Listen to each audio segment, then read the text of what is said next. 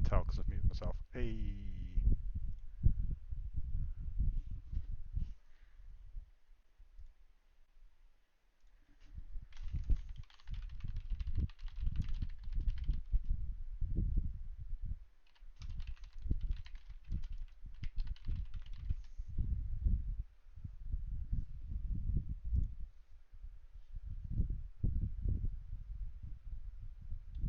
It's it's been so long since I talked to the reward shop. Is it the shivering guy that's got the rewards? Yeah, it is. Yeah.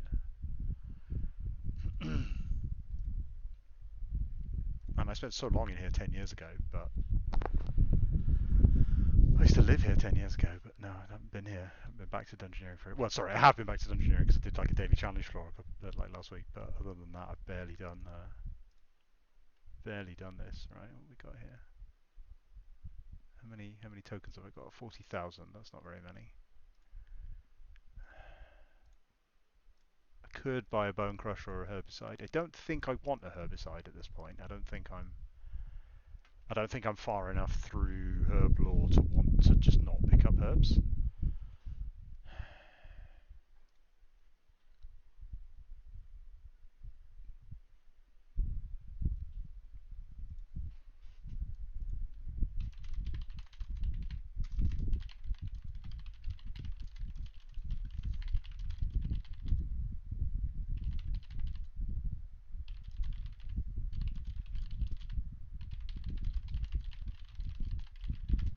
Um,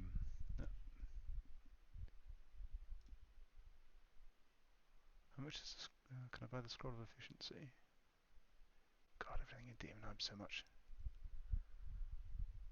Don't really want a gem bag. I guess I should probably buy the gem bag.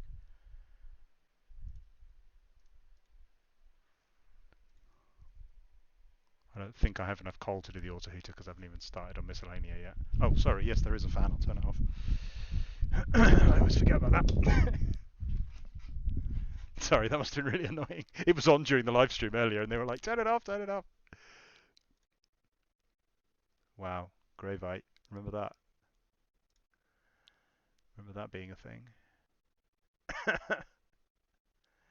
Imagine spending 40,000 tokens on a temporary weapon. What? Anything else in here worth having? I feel like the big one is the big one at my stage of like progress is the bone crusher. Should I just get that? Probably not. I do spend a lot of time picking up bones. So in that regard, it would just save me a tremendous number of clicks. Because I can't, like, I should just not pick the bones up. But because I do pick the bones up anyway and bury them, the bone crusher would actually save me a tremendous amount of time. It's probably not worth it. Is there anything else I ought to be saving up for that, like, buying the bone crusher will prevent me getting? Oh, quick, home telly. I do home telly a lot. Oh, but DG's not high enough. Oh man, I don't know now. I hate reward systems like this. At least you can buy everything, unlike um what was I going to say? Like the way archaeology works, right? You can't unlock everything. I'm not convinced by that. I don't know. I'll have a word with Timbo about it. What's the synergy with the prayer necklaces?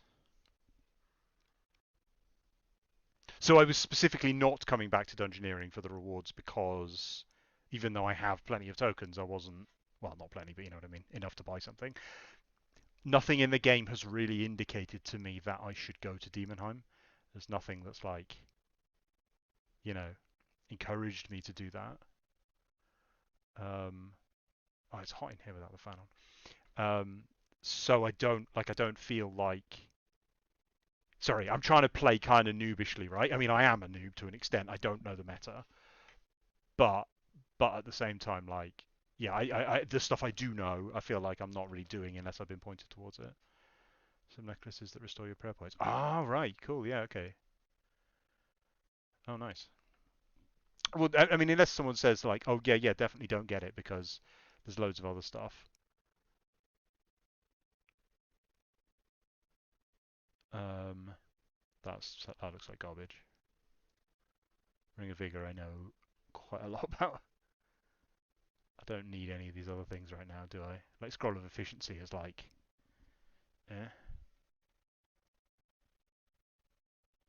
Yeah, okay. Sounds like Bone Crusher has convenience usage. It specifically fits with my playstyle well, and it is useful. So yeah, I'll get that in.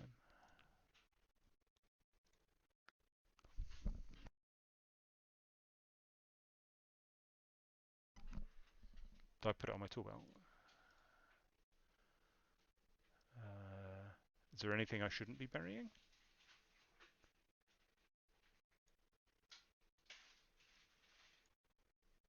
I'm assuming I just default to burying everything for now. Yeah, I don't. I want to. I'd rather do Herblore manually for now. Like with bones, there's not really anything more to it, right? But with her, I'd rather collect the herbs and do the Herblore skill. If that makes sense. So I don't really want to jump straight to herbicide. And the charm stack at least. He couldn't feed the sheepdog bones because he had a bone crusher.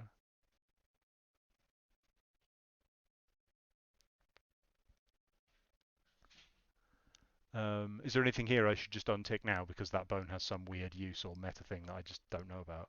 Or should I just leave it? I'll put it on my toolbar, right? Yeah. Oh, what? What? Is that a Slayer points thing? God damn it! This is the problem with not knowing about these individual mechanics.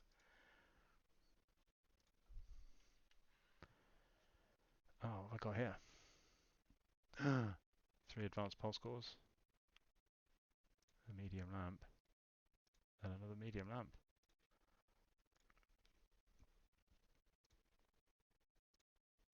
So my policy with my treasure hunter items is everything in prayer, all lamps in prayer. Although I've started spreading my bonus XP around a little bit, and everything else just goes in here. So I have all this weird crap. I don't know what half of it does. I was talking to the live ops people. I was like, why do we have so many different items? It's so confusing. Right, where does that go? That goes in there.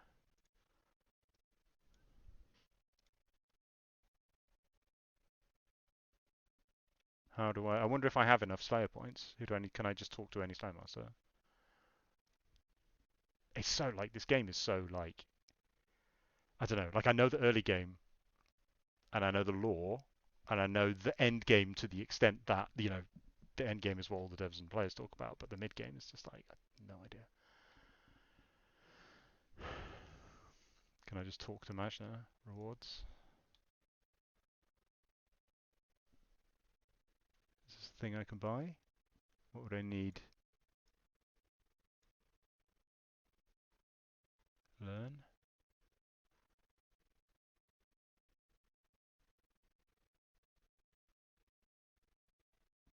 Learn how to attach your bone crusher to your tool belt. 500 points. All right, fuck you then. God damn it. I mean, it's fair. That is a legit reward space. That's fair. Like, I can't complain. That makes I don't feel like I don't know. You could argue that the bone crusher should be passive. You could argue that the whole thing should work differently. But there's a progression there. Like I don't feel like the bone crusher is like necessary QOL. You could say the prayer skill itself needs a passive training method, like an IV or a Rock Opportunities. Oh yes, I do have a pocket slot. Can I pocket slot it? Oh nice. Okay, yeah. The Infernal Puzzle Box will not be pocket slotable. Just you know because. Um, Yeah, the Bone Crusher doesn't feel like QOL to me, or not like sorry Q. I think we use the term QOL now. We've kind of abused it now because it's like QOL now a lot of the time means like it would make my life way more convenient if I had this feature, which isn't the same thing as QOL. Like, or it kind of is, but like sorry, there's two different kinds of QOL. There's like the game sucks without this, and then there's it would be way more efficient if I had this. And like picking up items and clicking on items, like actually prayer is incredibly convenient, right? You pick up the bones, you bury them, it's fine. You can even put them on the hotbar, which hadn't even occurred to me. Can you like revo bones? That'd be amazing. Can I do that? Like prayer itself is quite easy to use. It's just annoying to have to do that many clicks. So then the bone crusher is like it's like QOL, but it's unnecessary. It's like luxury, right? It's like luxury QOL, and which is different from like if we don't make this change. Like we make changes a lot, which is like the game is so annoying to new players that they stop playing, and um, so that kind of QOL is quite necessary to not hide behind a reward structure. So like like the left clicking that we changed, like you can left click on a fire now, right? That's like the biggest thing I did to RuneScape is like you can left click on a bloody like oven in order to cook at it and stuff like that. That's like that it wouldn't make any sense to lock that behind something. But in the case of wait, where's my sound on? Have I got any sound coming through? Just realised I've got sound on. But in the case of like Slayer, like the Bone Crusher, that doesn't feel like something we just need to give to new players. So so this experience of like you have to grind Dungeoneering to get the reward, it's really cool. You have to grind Slayer to get the ability to save an inventory. That's cool. That all feels good to me. That feels like it's in a good place. It's complicated, which is a separate problem. Like it's complex. But in terms of like reward structure, it feels good. Okay, Underground Pass. Right, what are we doing? Alduin, let's go. I have been. So in doing the early quests. So I mean, my history of doing questing in RuneScape is like when I first started. Do I need to turn the game sound on, by the way?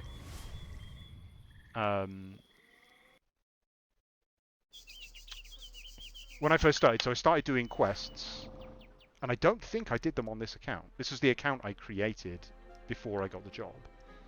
And I did a little bit of the early tutorial on this account. And then when I got the job, I created a dev account and started playing normally on that dev account. But then actually, like at the point where I had to start grinding to make progress, then obviously I just skipped through because I wanted to get like Paul came up to me with this list of content. It was like, here's all the stuff you need to play in order to here's all the stuff you need to. Oh yeah, this is going to be a nightmare. My agility and thieving are both like under 40, I think. Here's the list of quests you need to play to understand RuneScape, and like that was what Paul. Well, I was like, okay, you're Paul Gower. I guess I should do what you say. And he basically just gave me a list of every quest that he'd made, which is fair enough, to be honest. And so like I had to to get that done. He gave me like a week to do that, and so to get that done, I had to spam my stats up or just no life RuneScape, and I didn't have time to do that week. So then I started playing quests in that way on a dev account. So like I have skipped through a lot of these quests, read all the dialogue, but largely skip the gameplay, if that makes sense. Especially because so many of these early quests are like, you just have to go get an item, right? You dev teleport around, give yourself items using the console cheats. So I understood the lore of the quest, which is what I was told to do, but I didn't really get a feel for like the play of the quests, if that makes sense. Like it's very different to complete Biohazard with and without cheats. Now, actually, I mean, my impression was Biohazard wasn't a very good quest, and my impression now, having done it properly, is it's still not a very good quest. So it's not like I'm getting a newfound appreciation. Having to go through all this annoying shit with the plague file isn't making me like the quest more. But that's why I'm like, I don't understand what's going on in most of this stuff, because I sort of blasted through it all 10 years ago.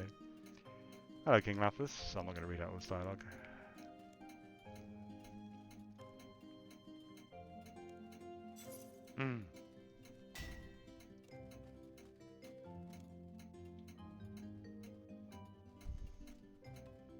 Does anyone know if any of this dialogue has been updated since launch? Some of the quests were like subtly, like Goblin Diplomacy, for example, was rewritten by. Hello, I am from Chinese. Goblin Diplomacy, the dialogue was rewritten, right? Like the quest wasn't reworked in the same way that, say, Death of Chivalry was a rework. But it did get its dialogue rewritten by John A. Does anyone know if any of this other content is like... Sorry, what I'm saying is, have any of the like lore references in these quests been updated? Because I don't actually know.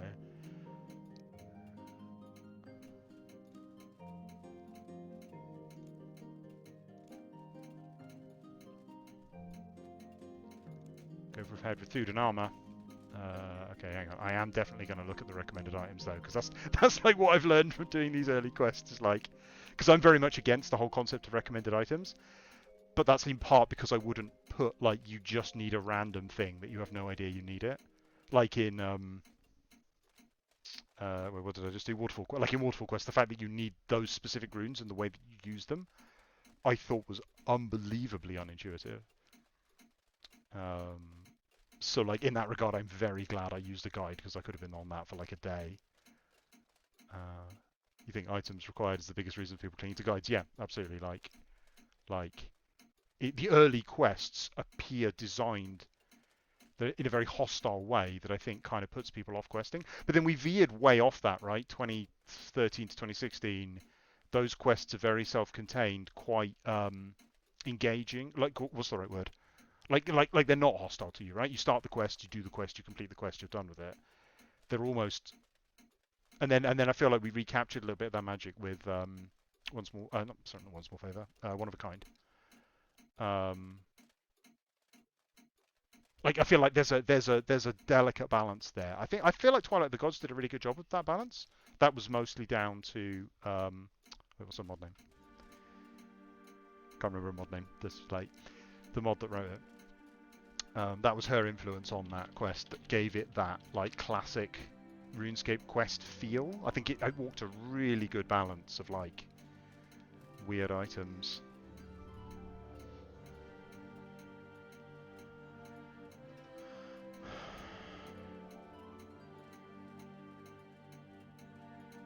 Alright, do I need any items? A rope, a bow, some arrows, enough free inventory slots to hold all your armor. Okay. Wait, where did he tell me to go? I can't even remember. Let's go to the bank first. Oh yeah, that's true actually. Yeah, I could get it here, couldn't I? Yeah. Sorry, I forgot that because I've tried so many times to get the quest journal. I don't understand the technical issues involved, but apparently there are technical issues in not having the quest journal be open permanently. Like RuneScape's interface system wasn't designed with this idea of having what they call non-nodal interfaces, like interfaces that can be open at the same time, like the way the backpack works. Because obviously in the old legacy interface, the I can't remember what these are called, the side panels, whatever they're called, they're hard-coded as part of the core interface of the game. And then NIS changed it so you could basically have as many open as you want. But for some reason, some interfaces want to be modal, and I don't understand why. It's really weird. Right, what does it say? Bring a bow. Oh yeah, it's my maple short bow. And some rope. Luckily I stocked up on rope. Let's bring some lobsters. I don't have a good handle. It's an example of where my RuneScape like intuitions are wrong. I don't have a good handle on Modluma. Yes, that's right, Modluma. Twilight of the Gods. I don't have a good handle on like. Well, to be honest, I think post DOC probably a lot of people don't, right? But like, how much food to bring for things is quite arbitrary. Right, where do you want me to go? Kofdik Cave entrance in West Ardoyne. There, presumably. So can I go through the gate now because I've completed Plague? Whatever it's called. No, Biohazard, right?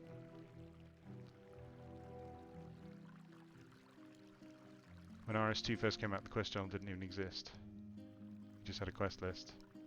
Yeah, I mean, so like I play all the content in dev, right? So like, that's part of why I don't pay much for RuneScape in live is that I will. Hang on, that's not the way in. I'm by nature I am a quester. I would be a quester if I wasn't a dev, and like as I play all the quests in dev, so there's not much incentive to grind out the requirements for them when they come out. That would be my incentive to level skills, right? Would be to do the quests. So it's hard to like when I've already played the quest 6 times, it's hard to like be motivated to want to do it again. But yeah, at the time when I played the quest journal very rarely exists, which is quite interesting. And like usually I try and figure out for myself rather than ask straight away. But it depends on the quest really.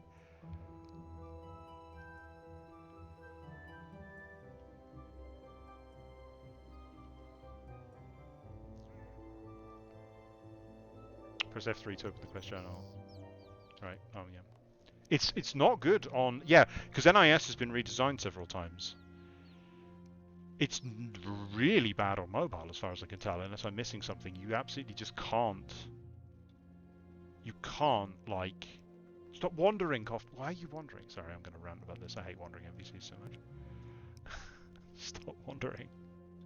Why? Why are you wandering? You're just aimlessly wandering up and down.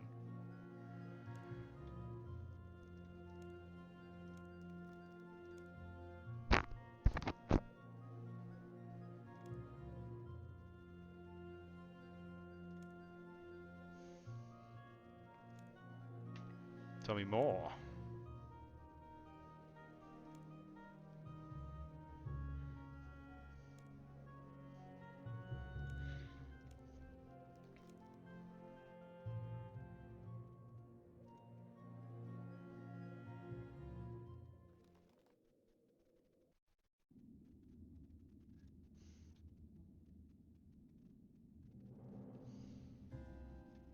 So yeah, my memory is that the Dark Lord is very strongly implied to be like Zamorak or a servant of Zamorak, and it did feel a bit.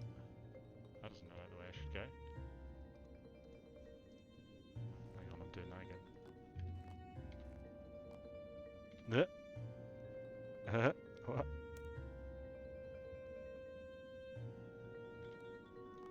Okay, let's go. Let's go. Let's climb over this. So yeah, so like in Dev, I would have just like control teleported straight to the. If you hold Control and Shift in Dev and click, you just teleport. Like, and when you've got to complete like 20 quests in a day, you have to do shit like that. Or like typically when I'm playing, like it's just not working yet. Like I don't know, it's hard. Like sometimes to do like if there's specific feedback, like when we're playtesting a quest, we don't do that. Or like sorry, QA don't do that unless they're specifically like playtesting a specific bug. So if they need to go test some specific part of a quest, obviously they'll skip to it 'cause it'd be a waste of time. When we're doing full playthroughs, we do all play properly. And like sometimes we organise like the Runescape section in as an address quest. We tested a lot. Just because it used the same environment but in a new way. So I don't want to create the impression that no one ever playtests anything because it's not true. But when I was playing through all the old quests, I just skipped through them.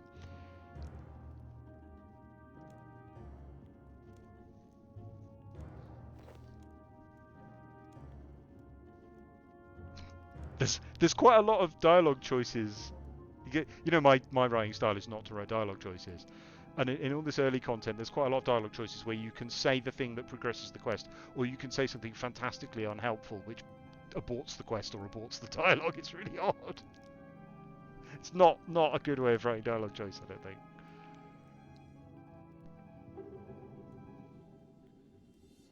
Remember to read the stone tablets as you progress. Oh, okay. Tell me if I miss any.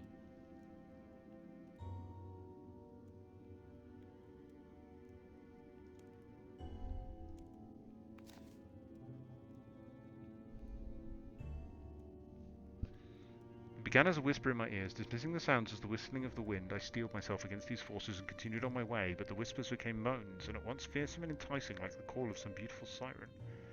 Join us, our greatness lies within you, but only Zamorak can unlock your potential.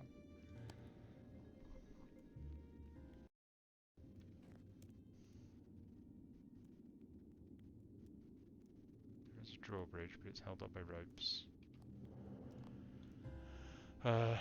I will happily read a guide, but I will at least attempt to figure it out first. You need something to fire that will make the bridge drop. What? Oh, is it damp with oil? This is damp with...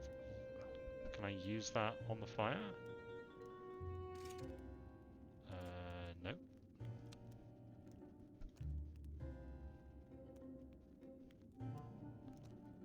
Oh, this is one of those things where it's like, well, maybe I need to go away and bring an entirely different object, or maybe there's something in the object. I'm going to look it up.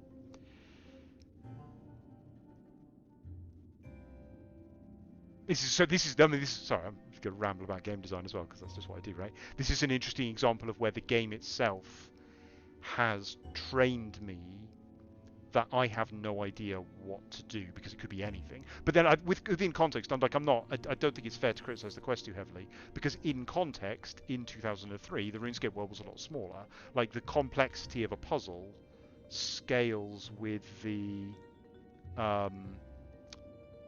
like the number of different options, right? So early in RuneScape's life, there's a lot fewer options.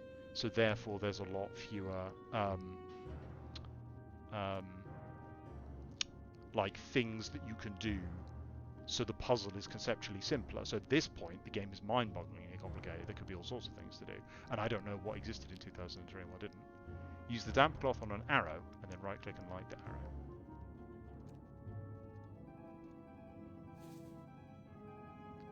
Was there any... What it just said it was damp, right? Like I guessed maybe it was covered in oil. Or do you make flaming arrows out of like... Am I gonna light it at the... Oh, do you need a tinderbox for that? And I just happen to have one on my tool belt. You can't get a clear shot. You can't get a clear shot. Do I need to go around here where there's a way less clear shot? Is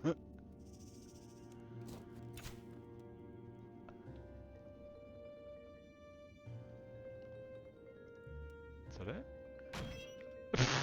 Why did it fall down? What? Oh, it came back up again. Hey, cough dick, what? Dude. No! Bro, come on. Oh, these spiders are blessed. Blessed by what? Blessed by Ivan, yeah.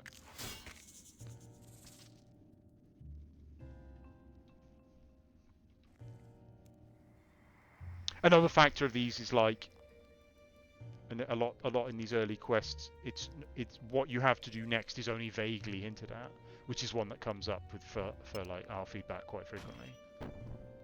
Oh no, is that just taking me? Do I have to do the thing with the rope again?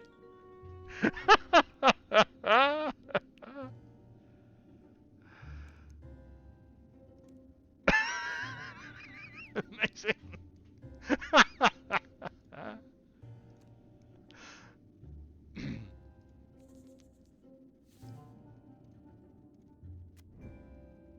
I'm guessing that I need a tinderbox to do that, even though there's a fire right there.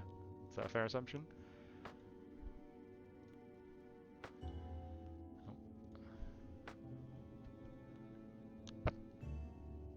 So yeah, I mean, so yeah, like so the game is So that's another example of training, right?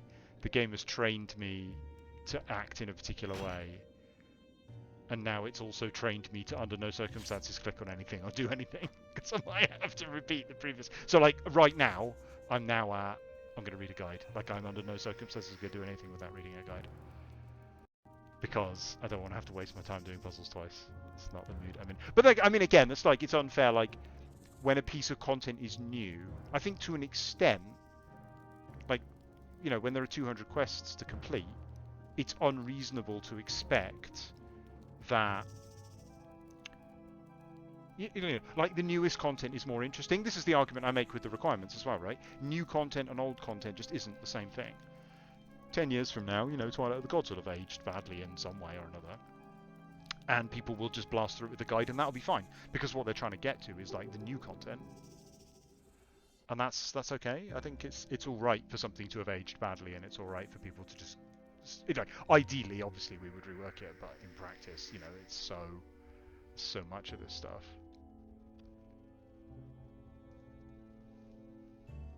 Right, yeah. Oh, this is going to be good. Swinging on a rope swing. I'm an expert at this kind of thing. Nope, cannot do that from here. Let's go the other way.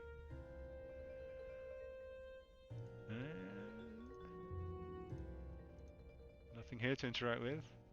I've made a mistake. I stopped reading the guide. The guide says, do not pull the lever. If you did not bring a plank with you, take the one nearby. What? Was there a plank? I didn't see a plank. Oh, it was up there. Yeah. Found stone tablet which you didn't read. All those who thirst for knowledge bow down to the Lord. All that you crave eternal life, come and meet your God. For no man nor beast can cast a spell against the wake of eternal hell.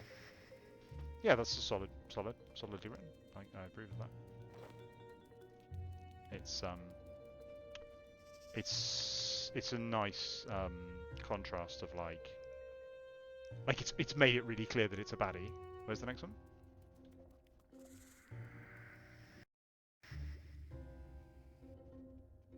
Ah, there. Yeah. It's made it clear that Zamorak is a baddie, but it's also trying to sell me on his like majesty, which is great. That's a good balance, you know. Most men do live in fear of death, that it might steal their soul. Some work and pray to shield their life from the ravages of the cold, but only those who embrace the end can truly make their life extend. And when all hope... Oh, it's just... rhyme, but I didn't notice. When all hope begins to fade, look above and use nature as your aid.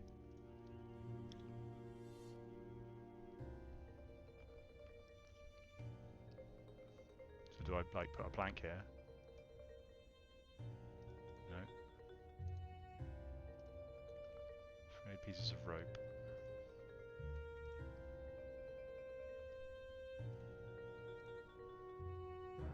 Nothing interesting happens. Do I need to combine an arrow with a rope or something? Nope.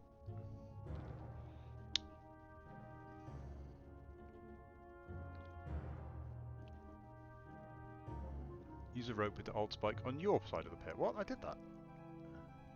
Didn't I? Oh. Weird. That's what I did wrong.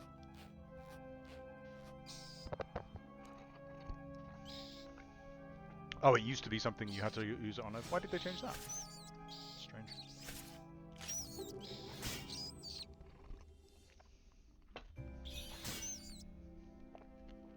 Oh, yeah, Bone Crusher.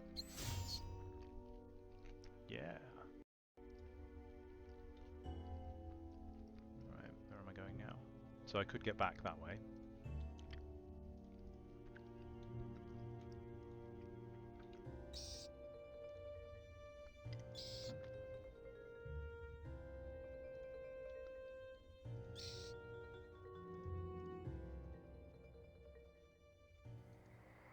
I see why people use Alt 1 for this.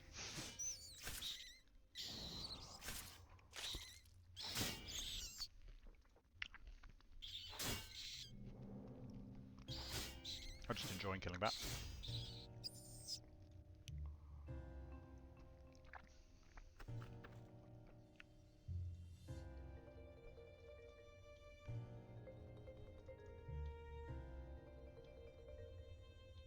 Tell me if I miss another one of those things. Oh, hello. How did you make it here? Sus. Extremely sus. Yeah, told you.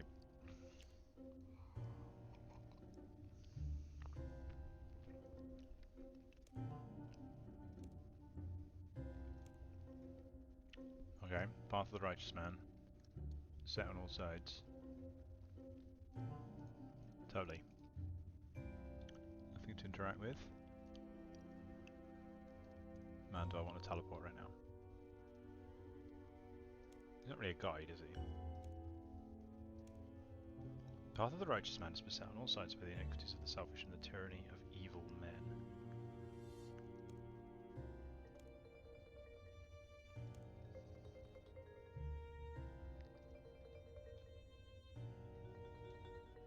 I don't see a letter. What I want to do is make a big Z. That'd be awesome. I have a feeling that is not the correct answer. Oh, you have to use trial and error to figure out which squares will drop you in a pit. What?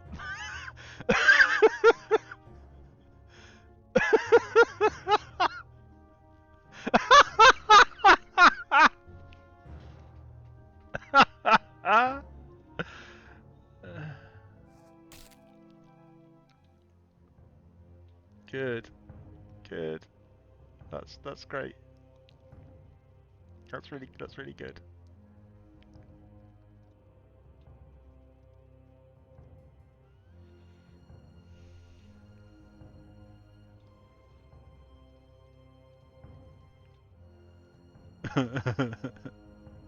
Wait, I can't even find it. That's the rocks. Wait, where are they from this side? There. There's some more behind me that I'm not clicking on. They're very hard to find. Yeah, there they are. Okay, so hang on. I'm gonna get a piece of paper. This Christ. It's an event though, right? That's the thing. I mean, that's the delicate balance from earlier, right? It's like that's what I was saying about like because I said the Wordle puzzle. I asked them to err on the side of annoying and hard, and I feel like that's the same. It's the same kind of logic, right? So if I put an X to show that I fell through there, yeah, there we go. All right. Oh no, no, no! Don't go on this. Oh, I'm an idiot.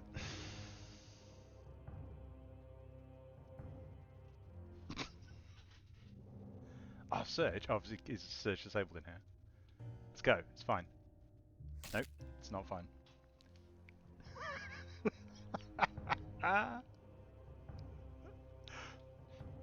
If I wasn't streaming this, I'd be absolutely raging. Or I'd get my family in and show them. My wife would find this very amusing. That one seems fine. That one seems fine. I don't know why I did that. Or does it just not fall if you... Oh, nope. That one's bad. Or was that I waited too long? I don't understand how this works.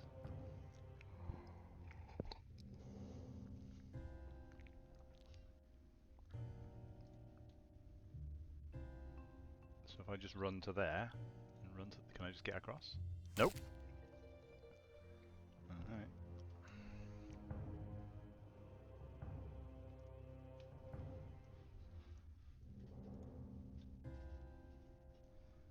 Yeah, I mean, there's a lot to be said for, like, investment, right?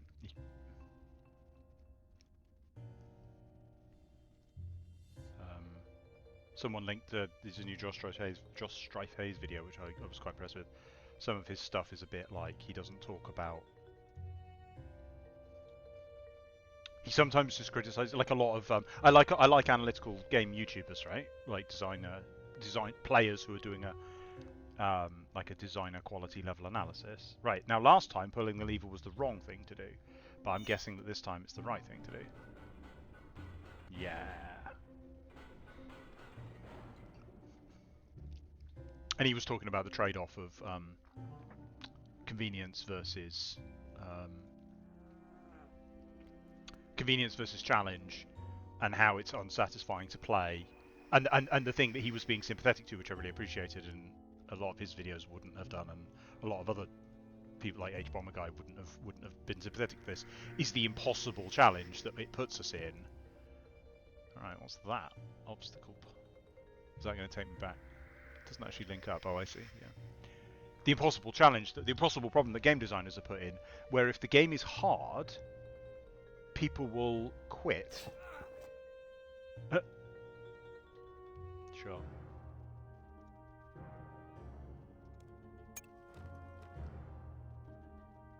Oh, I see. It doesn't mean time to disarm it, it means try to get through it without getting hit by it. Sorry, if the game is hard, people will just quit and play something else. Because it's almost like games are in an arms race to, like, try to get people to play and not put people off, which is why the first, like, 10 minutes of everything is so bland. Because people will quit at the first sign of trouble. But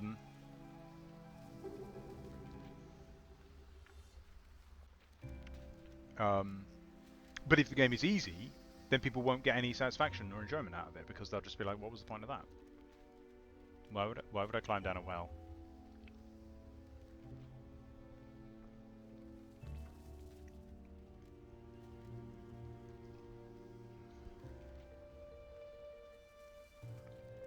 What's up here? An orb of light.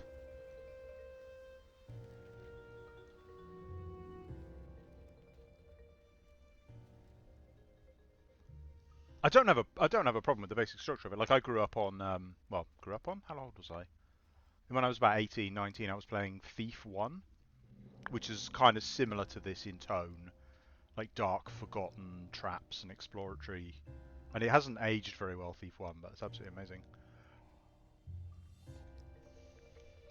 I remember bouncing off the like Thief 1 was a really hostile game, very good but really hostile. Like you had to really meet it halfway, otherwise it was kind of like the Dark Souls of its time, like very very difficult hostile game. You couldn't fight people, like any guard would just overpower you in combat unless you were extremely good at the combat system, so you had to avoid people. But then on expert difficulty you weren't even allowed to kill people, so if you got spotted you basically had to load. It's a trap.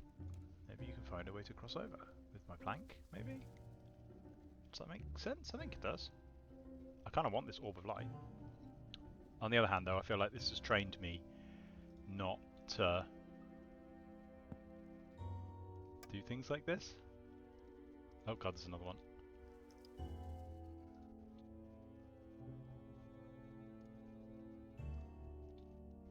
I'm going to be so angry when I have to do all of this again because I've done things in the wrong order.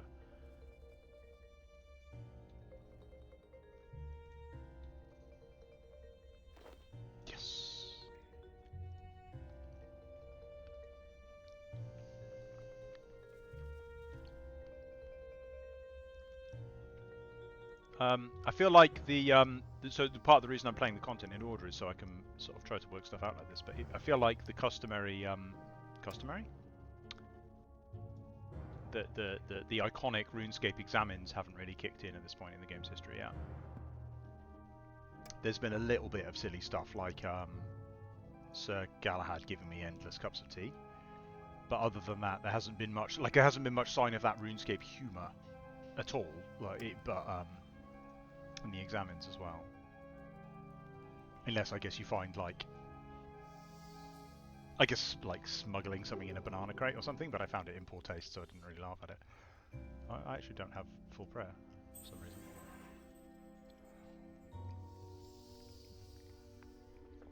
Prayer should really just regenerate when you're in a bank. What else can I do? Oh, there's another orb of light. Okay, sure. Oh, hello.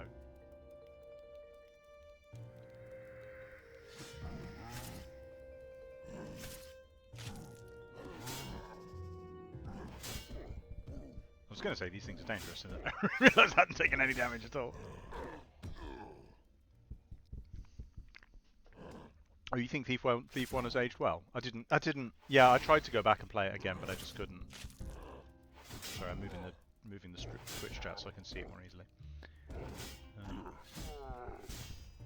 Oh, did I miss a tablet? Sorry, Kitty. I know you're trying hard.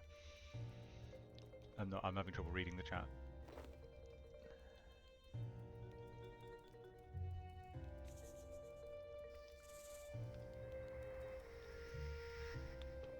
It's an interesting balance curiosity of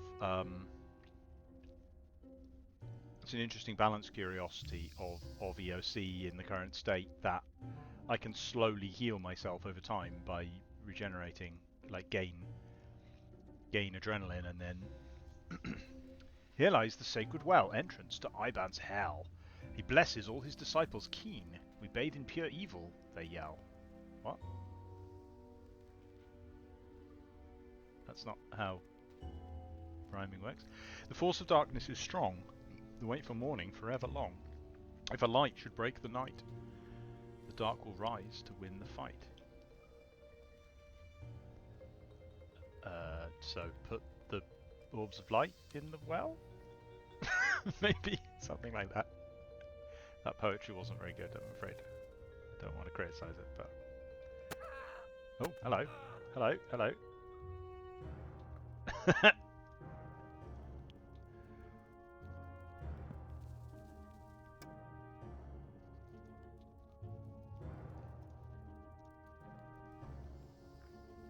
Journal on the ground. Oh, okay.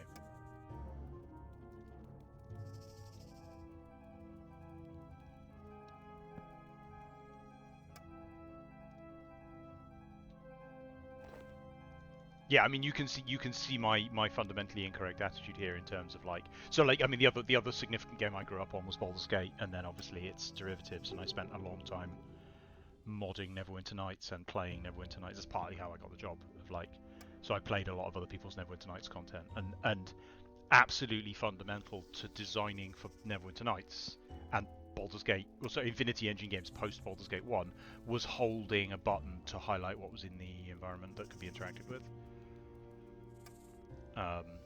Which is interesting, like it's an interesting sort of... But whereas RuneScape is coming more from the point-and-click tradition, obviously there's a lot of point-and-click tradition sort of elements in RuneScape. Oh, I should have noticed the bloody dot on the floor. But yeah, so like it's interesting, right? Because like the fact that objects on the floor are highlighted. Wait, are those orbs of light respawning? That's weird. I mean, I guess they would because that's how the engine works, but it feels weird in the context of this puzzle. Is this instanced? Does anyone know?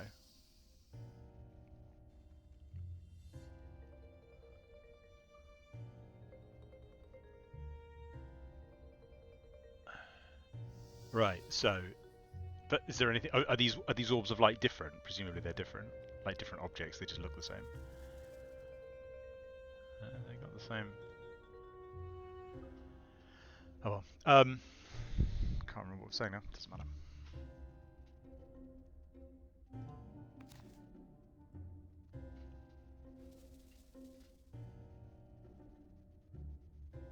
I came to cleanse these mountain passes of the dark forces that dwell here.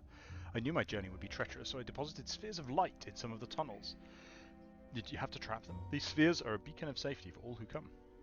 The spheres were created by Saradominist mages. When held, they boost our faith and courage. I still feel Ivan relentlessly tugging at my weak soul, bringing out any innate goodness to one's heart, illuminating the dark caverns within the light of Saradomin, bringing fear and pain to all who embrace the dark side. My men are still repelled by Ivan's will. It seems as if their pure hearts bar them from entering Ivan's realm.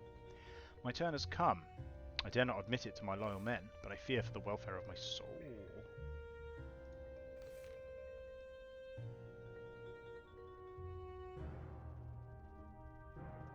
Oh, okay, so is it just I need enough of them in order to... If I tried to climb down the well, would it say something like, you're not brave enough to climb down the well? Let's try. A mystical force blasts you back out of the well. There must be a positive force nearby. Yeah, sure. So, like, I absolutely did not click the well because the quest has trained me to not do that. Because if I click the well, something awful might happen. See anything to interact with it? What am I doing wrong?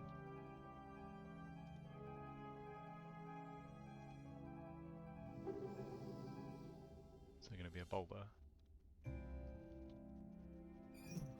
Oh.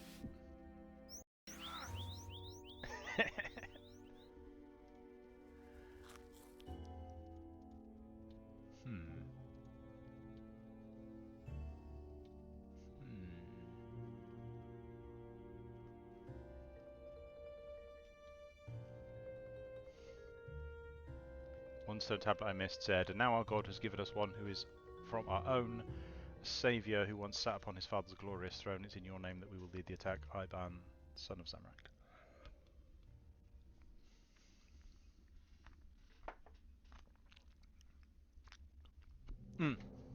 People are talking a lot about how each of the traps used to do a hell of a lot more damage. It's an interesting example of thinking about how the game works, right? Like, again, in the context of, like, do you want it to be punishing? To what extent do you want the player to die and have to run back again and like, it would make the quest so slow. That feels like a good change to make with the length, with the age of this content now, and the fact that it's now sort of memey rather than like a great time. It doesn't feel like... I don't feel like dying would absolutely not make me enjoy this quest more or anything like that.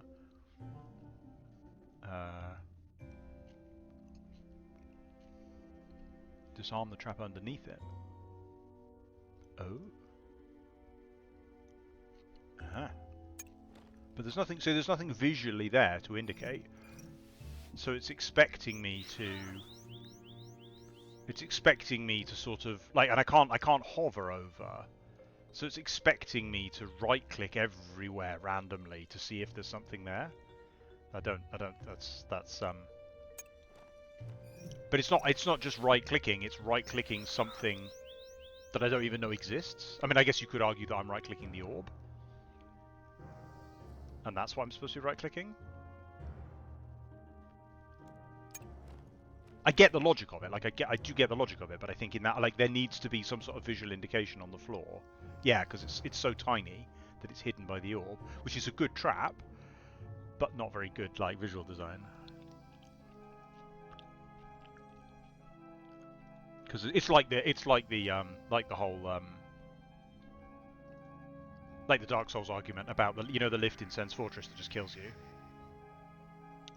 and the fact that there's no clear visual indication of the fact that it's going to kill you. Like in retrospect, you can see the blood and go, "Oh, okay, I guess the blood was from when the last person died." But in practice, there's no way to know. Can I use the orb on the well? No.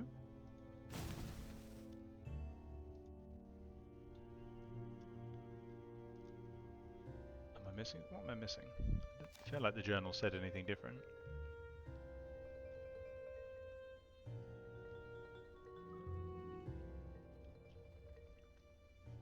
The pure hearts bar them from entering. Ah, what if I put the orbs on the Chaos Altar? Oh, what? I want to dedicate these orbs to the power of Zamorak. How did Theo get through this quest? Okay, well, I've tried everything and I've got no idea. Go back to where the furnace was. Okay, sure.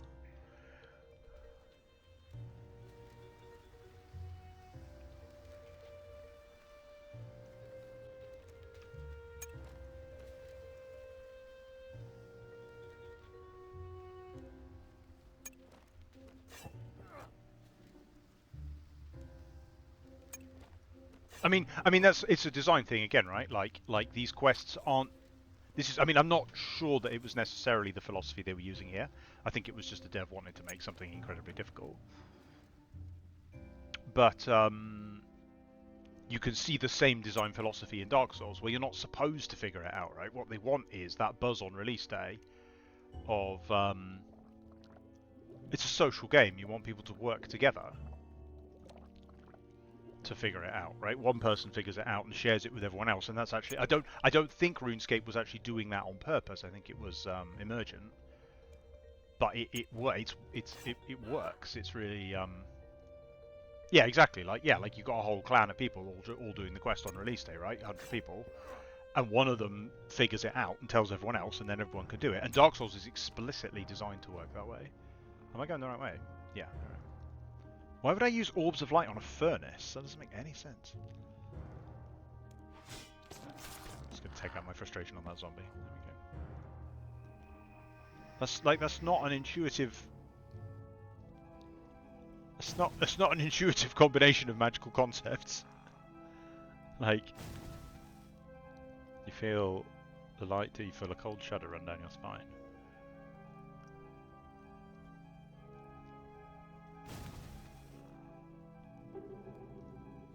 I'm definitely getting that that whole Zamorak's actually secretly the goody vibe from this.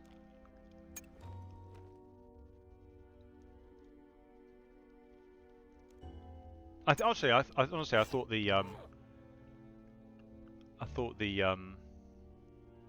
yeah. So the reason that they don't pop up in the world is that all of it's hard coded.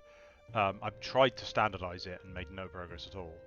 And devs just hard code it basically. So like when a message happens, the command, the script command to have a message appear above your head and the script command to have a message appear in the chat box are two different script commands. And generally, whenever I'm involved on the project, we just do both. But different devs just do things in different ways, and we don't have any standardization of it. And because it's all hard coded, it's hard to go back and change it all. Because in theory, we could just blanket like change the script hook. Change the they're called procs, the methods in Runescape called procs. We could change the proc to like always say everything above your head, and that would probably have some really weird side effects, like random things would be above your head.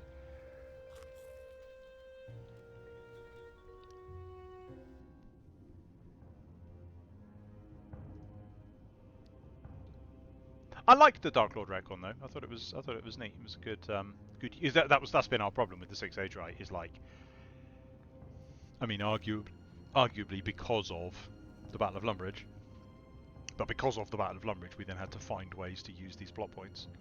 And I think the Dark Lord was a good use of that. I think it was a cool combination. I mean, obviously in a sense it's literally a retcon, but it still feels I don't know. I mean, the argument is always like, should we have gone back and edited the old content to like, you know, edit out references to Zamorak and stuff? You guys are spoiling the quest. Oh my god.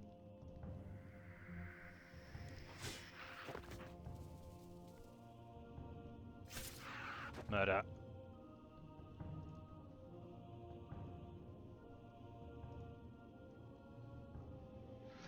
Can't reach that.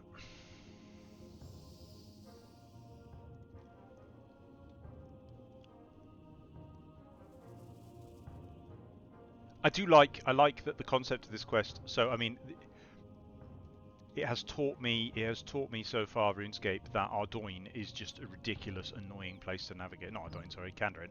It's just a ridiculous, annoying. Well, yeah, Ardoin as well. It's a ridiculous, annoying place to navigate. And then Underground Pass is at least consistent with that. How do you get from one side of Kandarin to the other? Well, it's a nightmare, let me tell you. You can't reach the ledge. Can I use my plank?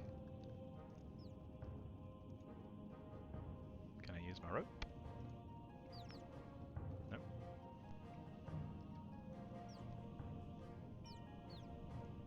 You know what I like about this dungeon? There's random enemies here for no reason. I mean, it seriously has theory. No, absolutely, yeah. I think it's that's good. It's good to have like random monsters in. I think it's something that I've been thinking about our quest design a lot, and something that we don't do that much is like the richness of the areas. Like, but it's tricky because of the way our quests work. Because our quests are like, because they're one-off things you only go to once. Typically they're instanced. Typically you can't return to the areas, which means that all of that extra depth that's put in, most players will probably miss it and then be frustrated when they don't, you know, when they miss it and find out later, oh, there was a load of stuff I missed.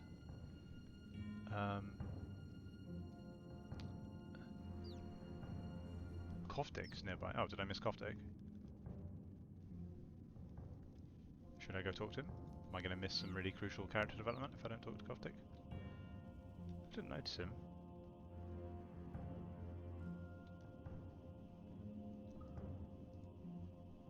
He's not on the map.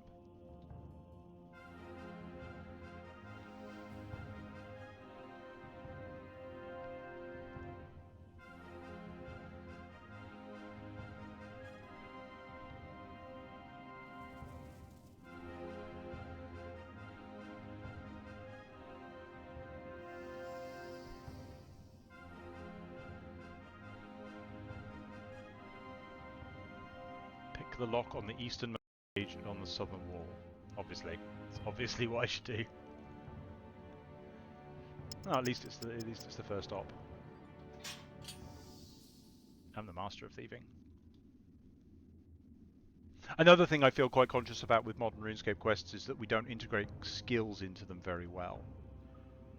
And like, there's an obvious difference in like the older quests are very much based around skills, and they feel there's a lot of usage of skills in the quest, although a lot of that usage of skills isn't great. But I don't know, like, because it's difficult really, because like, say there's like say you pick a lock during the quest, and as such the quest has like a 35 thieving rec or whatever. The fact that the quest is, I'm assuming, though I don't actually know this, but I'm assuming early on these quests didn't actually have skill requirements to start. Is that correct? Like, you could just start the quest, but then you would get halfway through it and then not be able to pick the lock because it required 35 thieving or something. And then we changed it so that all quests require their highest possible skill rec to start. At which point the skill rec in the quest doesn't mean anything. It was inconsistent, right? Yeah. Like if I need 35 thieving to just talk to an NPC and agree to help them, then the picking the lock stage of the quest is purely aesthetic. It doesn't mean anything, right? Like, because I can by the time I get to the lock, I can definitely pick it, and it probably, like, the fact that there's just some random locked. I don't know. It's like, maybe I'm overanalyzing it. Maybe I'm overthinking it. Maybe it's fine to just say like, yeah, there's just a locked door at some point. I guess we've been doing, weirdly, we've been using divination constantly because it's such a useful storytelling tool. So like more or less every quest we make now has like a divination rec, and then also you collect wisps in order to read someone's memories, and that's like our go-to tool for storytelling. So we're good at using divination, but we're quite bad at everything else. Hope said this isn't require them, but it's rolling. Yes, sorry, yes. I mean that was the other thing I was saying is like the way it obviously stands out most with agility.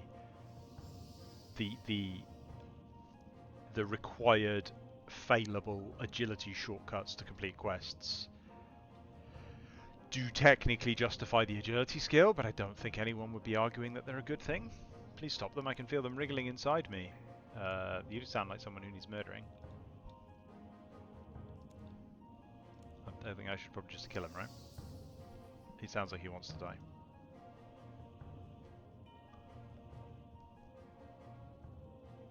No, what I'm actually looking for is the odd-looking patch of mud at the back of the... Yeah,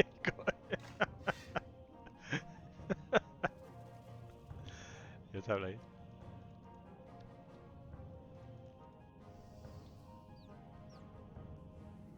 Can I now, yeah, get to that, yeah. Oh, no, hang on, I clicked the wrong bit of it. What? That's not how agility works. Oh, good. I can see this is going to be fun.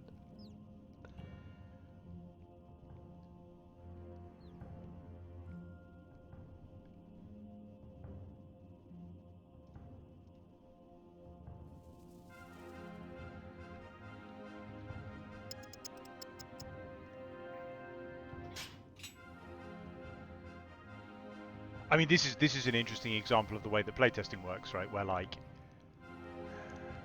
there's a problem you get in game design where you know you because you don't have to do something. You know, whoever made this quest probably when they were playtesting didn't go through this every single time. I bet they just skipped it. They programmed it in and then skipped it.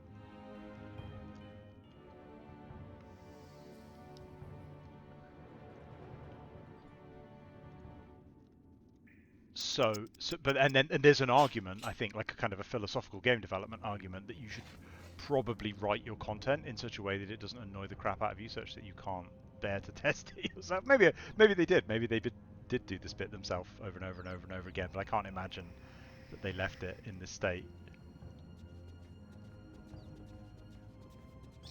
Oh, the sense of pride and accomplishment. Oh my god.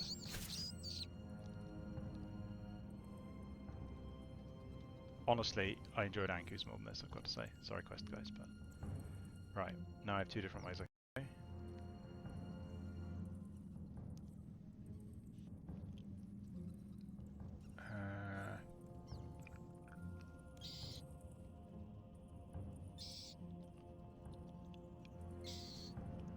If you're 50 thieving, you can use the shortcut a little bit further south. I don't think I do I? No, I don't.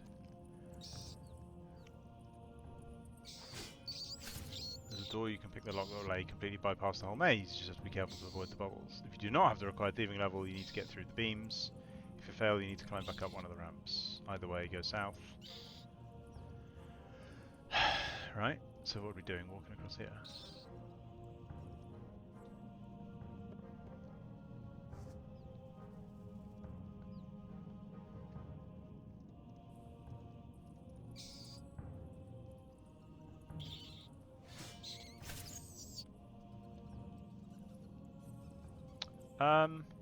Shortcut unlocked by a higher level. Yeah, it's neat. I think that's interesting.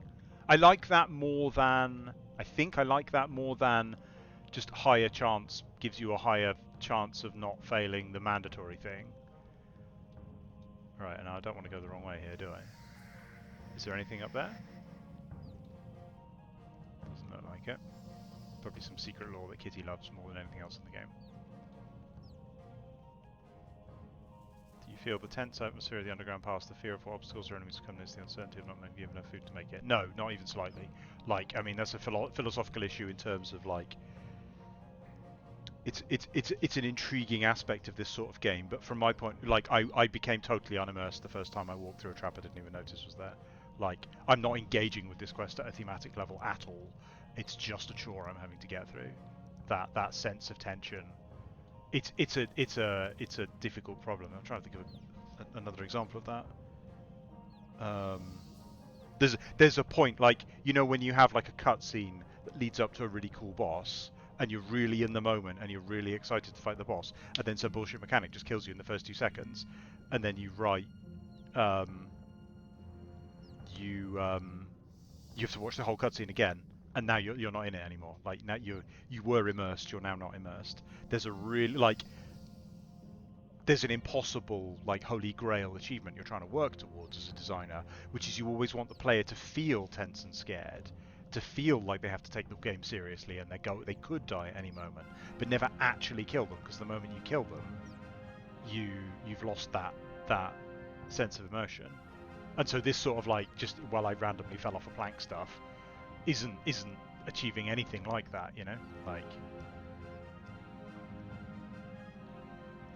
it's almost doing the opposite of that.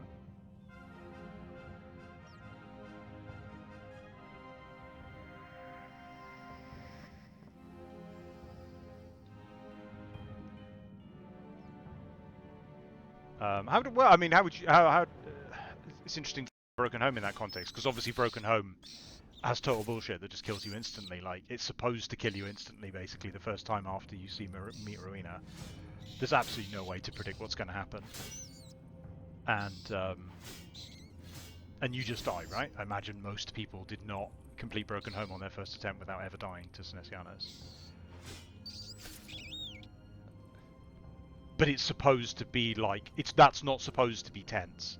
That's supposed to be a different kind of tension. Like, you've completed most of the quests now. You've built your way up through the oh yeah, I could be healing on bats. I didn't think of that. Even though I talked about it earlier. This is where I'm going next.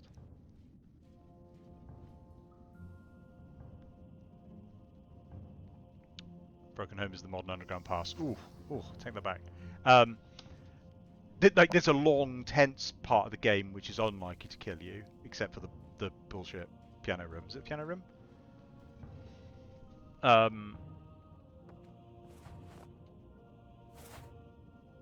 And I mean, I don't. Sorry, I'm not trying to hold it up as an exemplar of, like, doing things well. That's not really what I mean. But just, it doesn't do bullshit that just kills you early on when it's trying to build tension. And then at the end, it's trying to do kind of a different bit of scary, which is a kind of reflex scary, like, oh my god, I have to react now. Alright, there's a unicorn. I imagine I'll kill that unicorn in a moment. What's going on here? There's a tunnel I can get through. If I go through the tunnel, am I just going to go back? I've got no idea where this tunnel goes. It's probably just going to take me back to a bit. I mean, Hope, I think it's worth saying, like, I imagine you played this quest for the first time a long time ago. And I'm a very old and jaded game designer who's played a lot of different games, doing a lot of different things. There's nothing wrong with enjoying something like, what would my example be? Of, like, something that was really meaningful to me as a child or as a teenager, and then, like, we're looking back on it now, it's like, oh, it actually wasn't as good.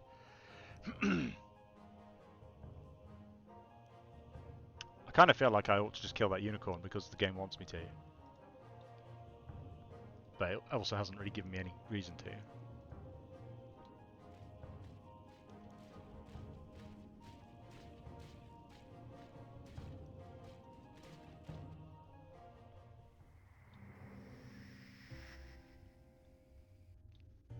Okay. Alright, I guess I just won't kill them. Is this going to be some sort of Groundhog Day thing? It is, isn't it? I'm going to get there and I'm not going to be evil enough. It's going to say, you're not evil enough, go back and do more evil things. Have you considered being more evil?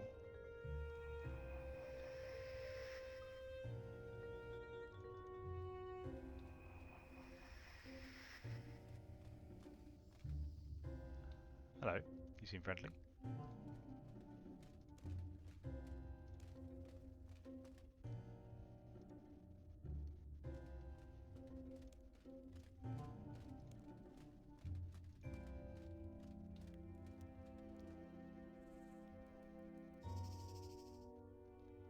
I'm trying to think of what's the closest. The closest equivalent of this for me would be Durlag's Tower in Baldur's Gate,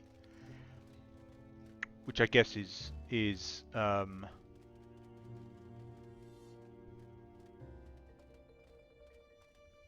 like the Durlag's Tower is trying to do a similar thing to this, and I think you walk in. It's got a really bizarre intro that doesn't work at all. It's supposed to be funny. I think it's rubbish. And then someone says to you, I can't remember who says it to you.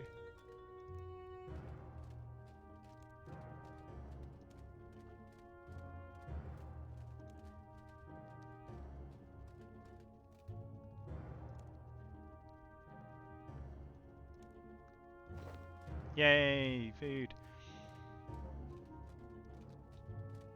Watcher's Keep was a massive improvement. Well, sorry, so I'm thinking atmospherically. Like, Watcher's Keep was pretty cool, but Watcher's Keep is really like Watcher's Keep is concentrating on being a sorry for anyone who doesn't know what we're talking about.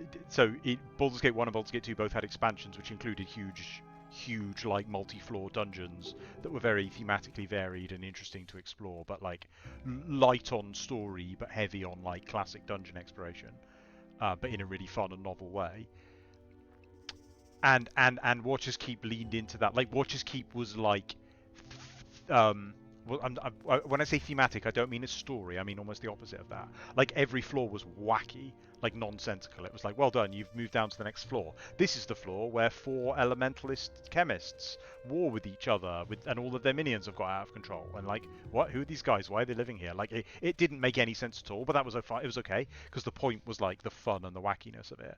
Durlag's Tower was more specifically, it was less fun and less wacky, but more specifically focused on the atmosphere of what it was trying to achieve. Because it says to you when you go in, and I think that's what this quest is missing slightly. Although I think it's trying to do it with the plaques, and maybe I'm just being too mean on it. Maybe it actually is accomplishing this, and I'm just not feeling it. Durlag's Tower goes in, and it says like the wizard. It says something like, and I can't remember who says it to you. Like the wizard who built this tower built this whole maze basement full of traps and stuff. And you're like, yeah, whatever. Evil wizard. It's like, no, you don't understand. Like this wizard actually wants to kill people. Like he built this tower and put treasure at the bottom of it and then put a trap maze in so that he could kill as many people as possible. Like it's specifically designed to murder people because he was insane. And it gives it this air of menace that contributes quite well to it. And I guess that's what it's communicating to me with IBAN, right? But it hasn't, so far it's just been like, yeah, whatever. Like it hasn't sold me on that idea of IBAN being evil. Based on what you guys have been saying and appears to be implying, I'm assuming I'm going to get that moment now. So maybe if that moment had come earlier, like I'm not in a mental state where I'm like when I look at the elements of the quest, I'm not processing them as threat or moral or anything like that. It's mostly obstacles. Oh. classic, the classic double run strat.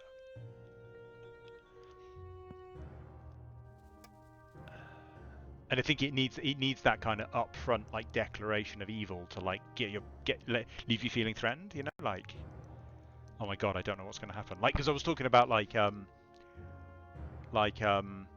you know, tension dissipates when you actually die. But one thing that you can do, like the Dark Knight, right? The Dark Knight has that great scene where he slams the guy's eye into a knife, or it's a pencil, isn't it? And that scene is really important in that film because it just sets up the situation where absolutely, like, you've no idea what this character is going to do, and it's going to be something brutal and fast, and it gives the film this incredible air of tension. And I think you could do something similar like that. Like you want to like lay out, you know, you want to lay your cards on the table first to like make sure that the player feels threatened. On the side, you read an old inscription. While I sense the soft beating of a good heart, I will not open. Feed me 3 crests of the blessed and the creature's remains. Throw them to me as an offering, a gift of hatred, a token, then finally rejoice as all goodness dies in my flames. Yeah, sure, okay. That's a little edgy for me, personally. I like this kind of stuff. There's a Neverwinter Nights module called Twilight. I think it was called Twilight, which I really liked. Because fall stories are really interesting, right? Like, I don't think Arthas's fall story is very good personally. It's one of the more well-known ones in the modern fantasy. There was a really good. The guy got hired by BioWare, but I lost track of him. I don't know if he's still there or whether he left for another company. But he was called Patrick something, and he made a really good Patrick Weeks, maybe? Was it Patrick Weeks? Where did he end up? I should try and get in touch with him. Oh, he's an author now, apparently. He wrote for Mass Effect and Dragon Age. He replaced Dave Gator as the lead writer for Dragon Age in 2015. Is that him? I think that might be him. Don't know which. Anyway, his Neverwinter Nights module was really good. I think it was Patrick Weeks. I should try and get in touch with him. And he wrote the best Fallen Paladin story I've seen, but he cheated in part, but he just executed it really well because it was really, really well written. But basically, you have a drug trip and end up murdering everybody, and that causes you to fall. But it worked really well because, like, it wasn't trying to kind of sell me on. Wait, am I killing the right guy here? Please stop killing my friend. Please stop killing my friend, or I will have stern words with you. Oh, hey. He's very angry that I pinged him for 0 damage.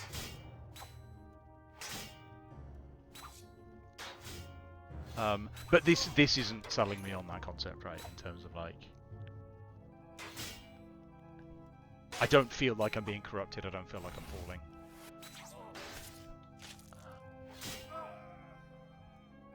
I don't mind. What was it? Like, I didn't think very much of the dark side writing in KOTOR, but the final bit where you get what's her name? The Twi'lek. You can force the Wookiee to kill the Twi'lek, and that was good. Like, you know, because if you're going to do like an evil choice, if you're going to do good evil choices, you've got to go all out on it, right? Like, if you're going to make a big deal of like, oh my god, you monster, you've really got to like. Sorry, but then in that case, like, it was like that was sorry. The reason that KOTOR failed at Darkseid a lot of the time was because it was just really meh in the way it was written. Because it was like you got most of your Darkseid points for like extorting people for money, or like refusing to do quests for them, or like, you know, some person would run up to you and ask for help, and you would say no, instead give me all your money, and then you'd get loads of it's too heavy to move with my hands.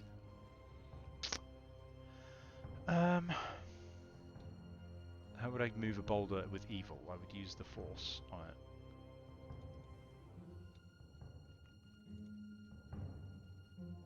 It's too heavy to move with my hands. Oh, I could. What can I just lever it with my plank? Actually, that would make sense, wouldn't it? That would make sense. Death is only the beginning. Oh, I see. He's talking to me. I see. Hey, I bet. No. No. No. No. Don't wanna. Don't wanna. Okay.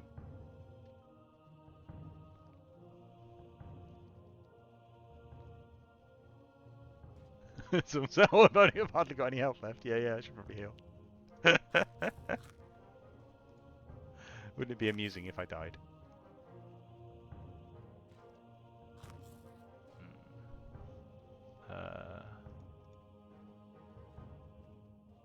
Yeah, I should try and contact Patrick Weeks. Alright, what am I doing? It did say I needed the remains of the creature. Search the cage and you'll find a loose piece of railing.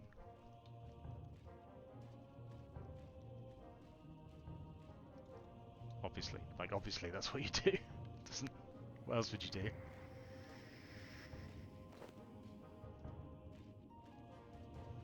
Yep.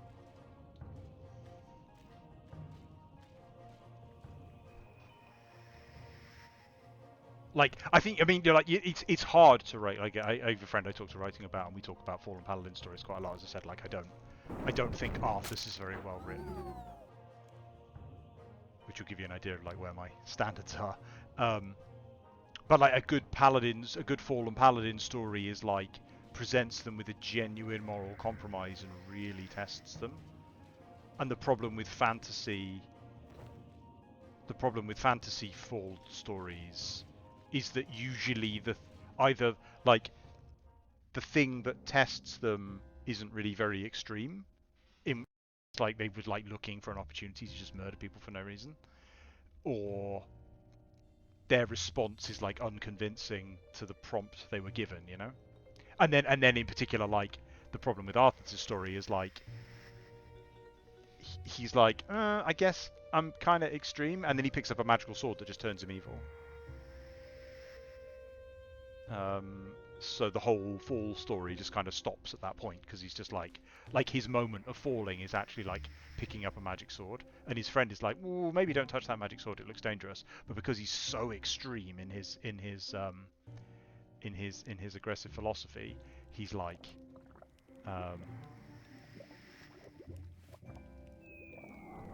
okay, the sound is great. That's my favorite thing in this quest.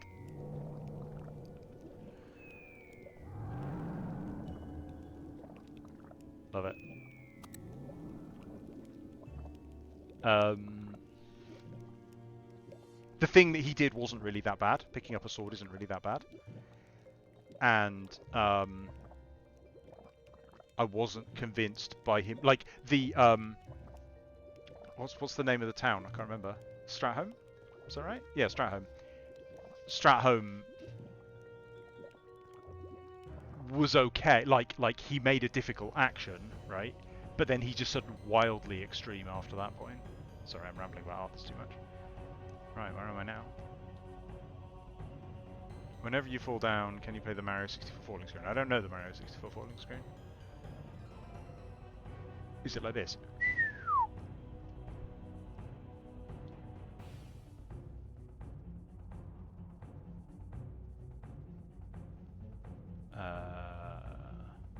There's a door I can get to over there.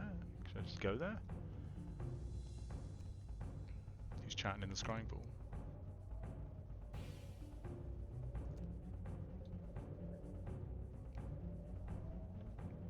This is presumably where you fall. This is how you get back up if you fall. Oh.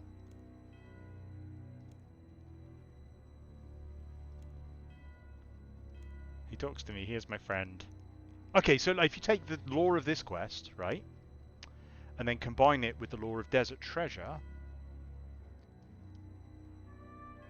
Oh, is he? Stu calling me out.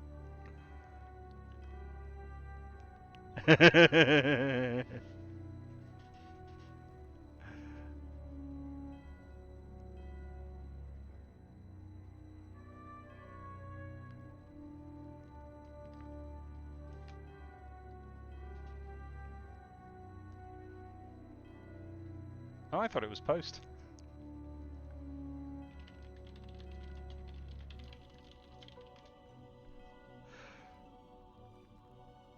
If we could, yeah, take this lore right here, Koftik's behavior, and then combine it with the way that you interact with Azanadra in Desert Treasure. What does that tell you?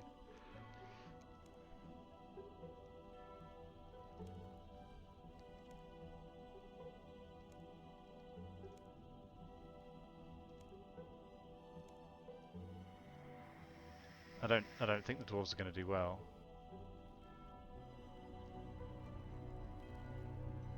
No, well, you think Azanadra's your friend, right? And Koftik thinks Iban is his friend. I'm just thinking. So if I skip the bit above, I'm confused. Though this is now a huge space, and I don't really want to explore it, finding out what I might have to do.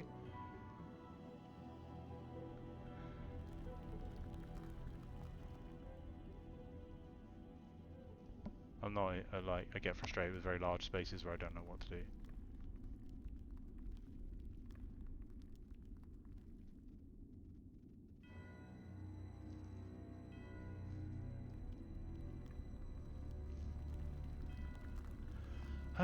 Right, what am I supposed to do?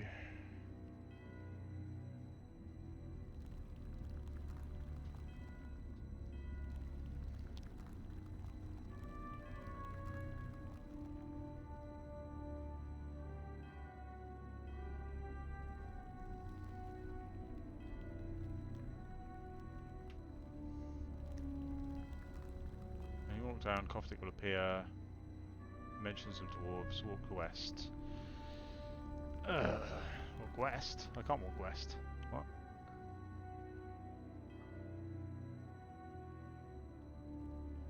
Oh, have I gone the wrong way? Oh, it doesn't. It looks like it doesn't matter. Where are the dwarves then? Where are these dwarves? You're not dwarves. You're Zombies? Soulless.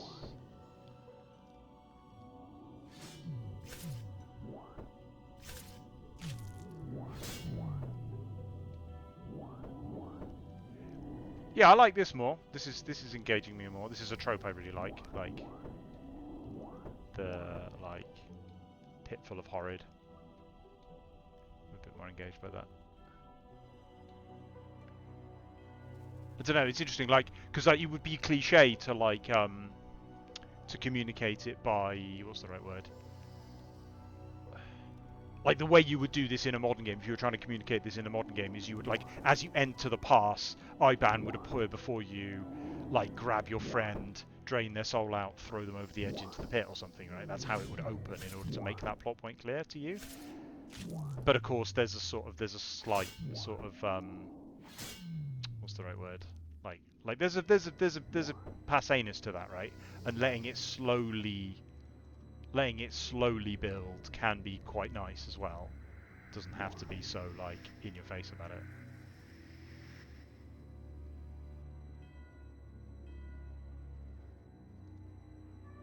Ah, there's some dwarves.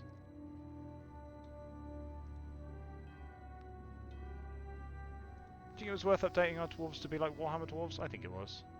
I'm not a fan of the original RuneScape dwarves, but I can see why someone might feel they were a bit generic. Hey friends.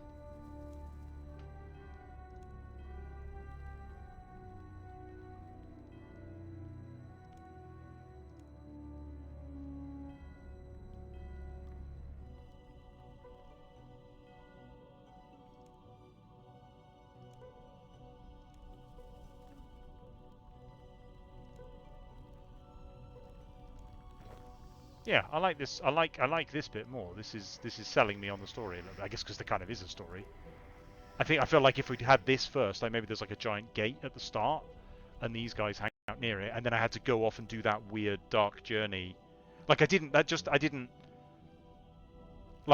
this random king, who's obviously himself an asshole, has told me to go and kill his brother, who I've never met and have no information about at all. This is all entirely on the word of the king of East Ardoin. So I haven't been given a remotely compelling reason to actually do any of these things. So I've just murdered some people for no reason, basically.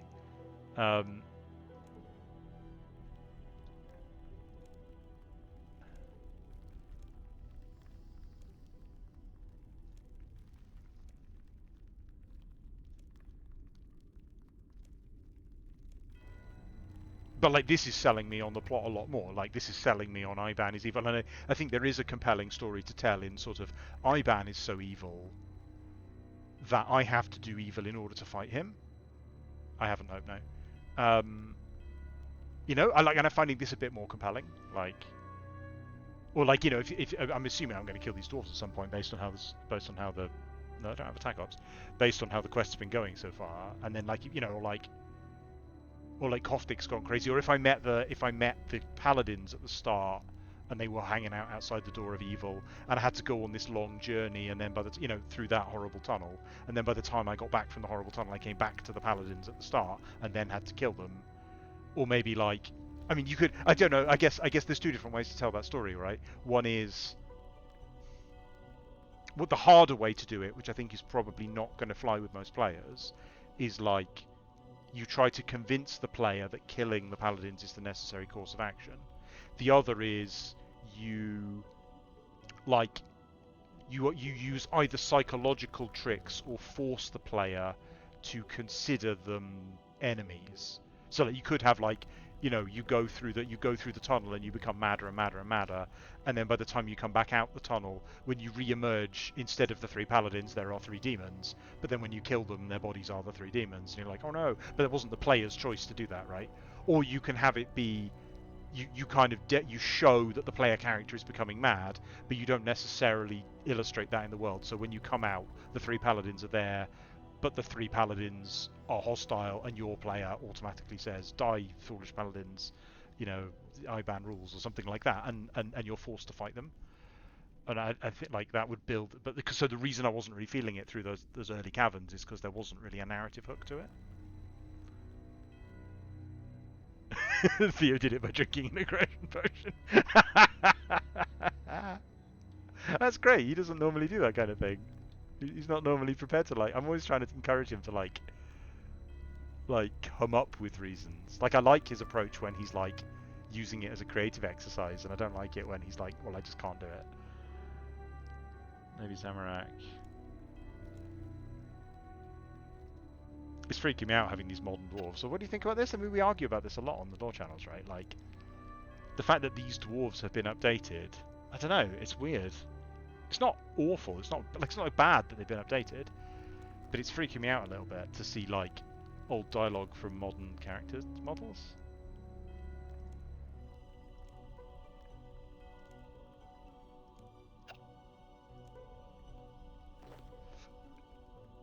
Huh? What?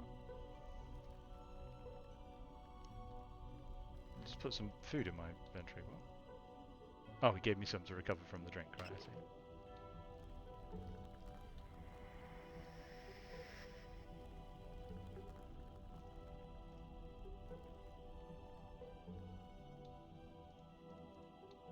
Yeah, there's been. Oh, that's another thing that's been happening a lot in these early quests. Is loads of searchable crates with nothing in them. I'm assuming it's because they forgot to take the search op off them all. But is it maybe like a Skyrim-y sort of thing where they want everything to feel very searchable?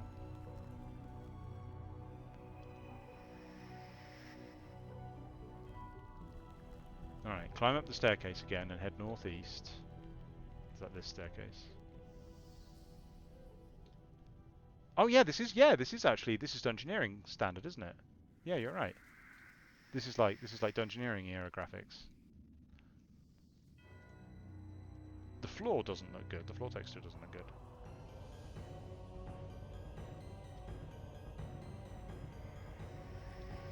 Yeah, that used to be a thing in Neverwinter Nights all the time.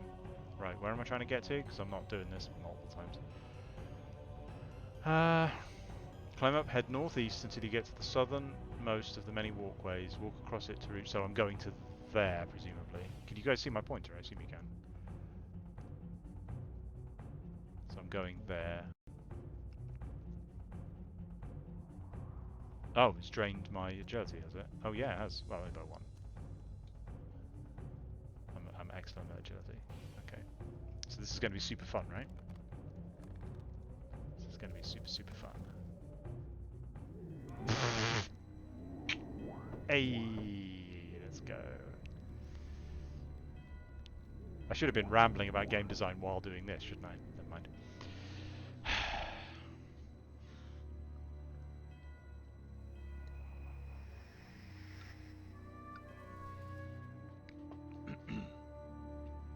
Also, I have to eat some more stew.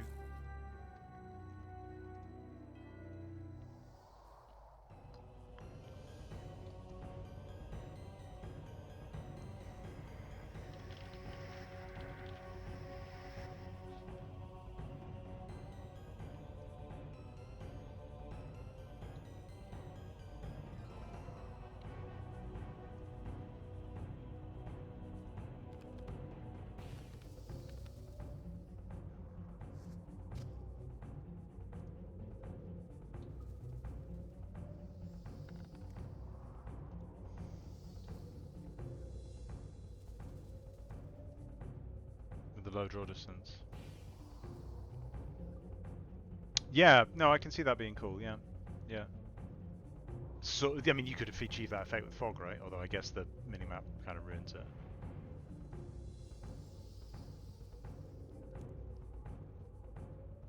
What? I guess I shouldn't have opened her door. What?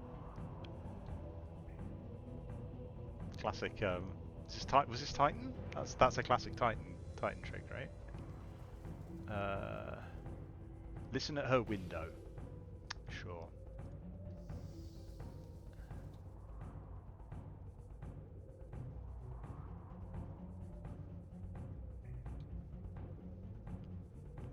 Don't click on the door, because why would I click on the door? Yeah, that's true. Actually, they're not Titan-like. They're not Titan-like character names, are they?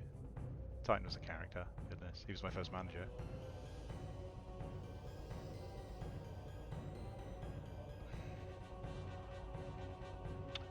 find the cat, head north, take a left, hop across the cat. Oh god. Is this what it means by head north? Yeah.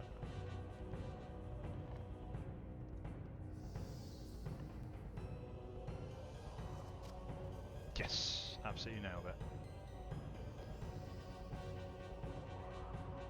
Take the north branch until you reach a platform. Am I heading for that yellow dot? Yes, I am.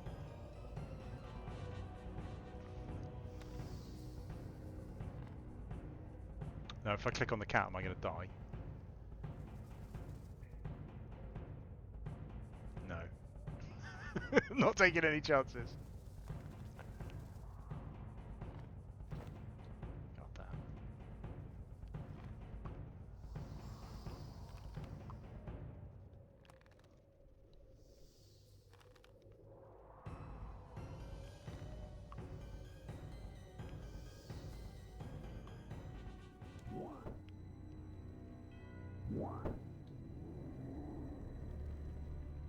Yay!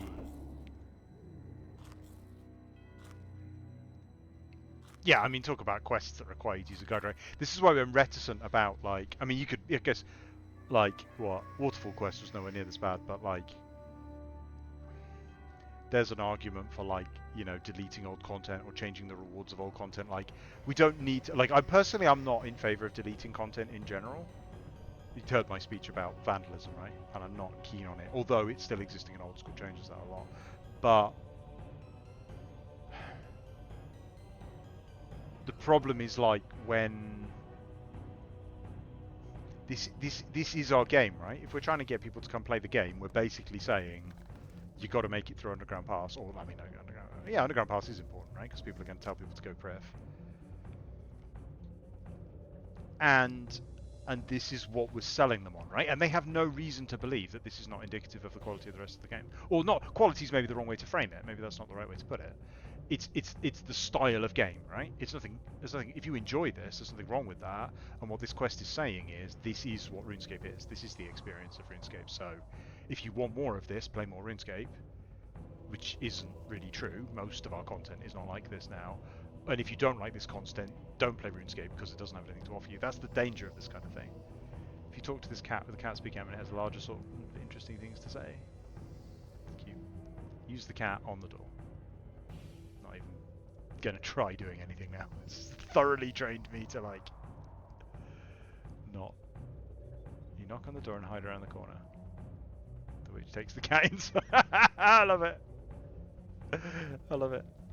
That's how I would do it too. I'm not going to criticize that. Like, sometimes you just don't have an animator, right? Or it's hard to code things, so you just write some text.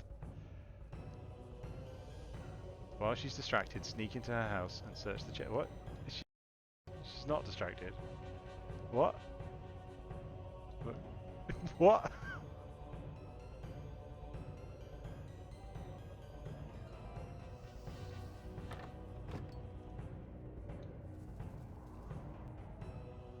The witch is busy talking to the cat.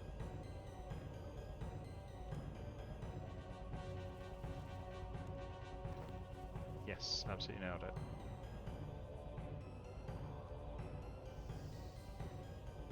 I guess I'll leave again, maybe.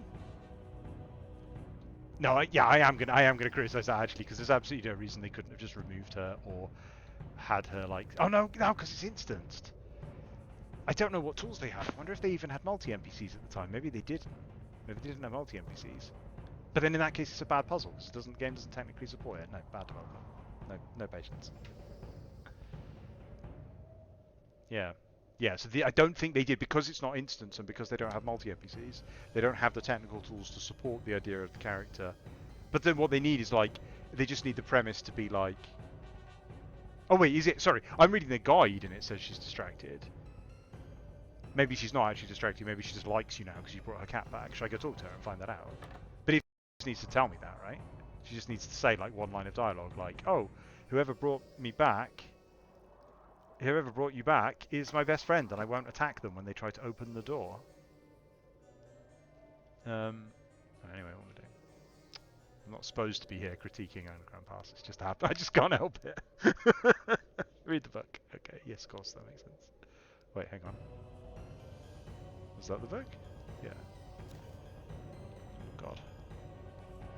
Gather round, all you followers of the dark arts. Read carefully the words I hereby inscribe, as I detail the heady brood that is responsible for my greatest creation and all my time on this world.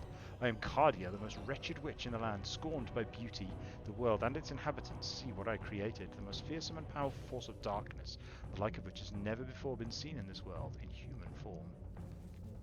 Iban was a black knight who had learned to fight under the great Aquarius, Lord of the Black Knights. Is that name in there in the original? Together they had taken on the might of the White, and the blood of 100 soldiers had been wiped from the sword of Iban.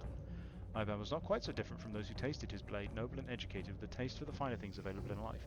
But there was something that made him different. Ambition. This hunger for more. Well, it's a good job on probably Stu that did that.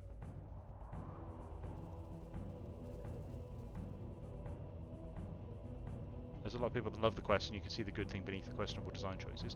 Yeah, I mean that's the danger, right? I mean, because I was talking about new players playing it, right? And like, I'm sorry, I didn't actually check the chat if anyone responded to that, but that's the gamble and the worry that we're making, right? Is bluntly, and I'm not trying to be over business about it, just in pragmatic sense, we're trying to sell a product to people, right? And we want to convince people. I'm hoping, and I think from talking to more high level people, that like we've moved past that phase of trying to convince people that RuneScape isn't RuneScape. I think um, like we've stopped trying. You can see in some of the tutorials that we made, right, that they almost pretend that it's a different game and try to hide it. Like I think Ashdale's quite like that. It kind of tries to hide the game that RuneScape is. And you could argue that Unstable Foundations kind of does the same thing. But at the same time, that doesn't mean that we want to put very dated content in front of people, right? Like I feel like like picking like Diamond in the Rough or something like that is representative of RuneScape, but a higher quality RuneScape, and that's the challenge that like Stu has been facing in his various attempts to redo the early game over and over and over again. Are like, what content do we have that we can put in front of players that's good?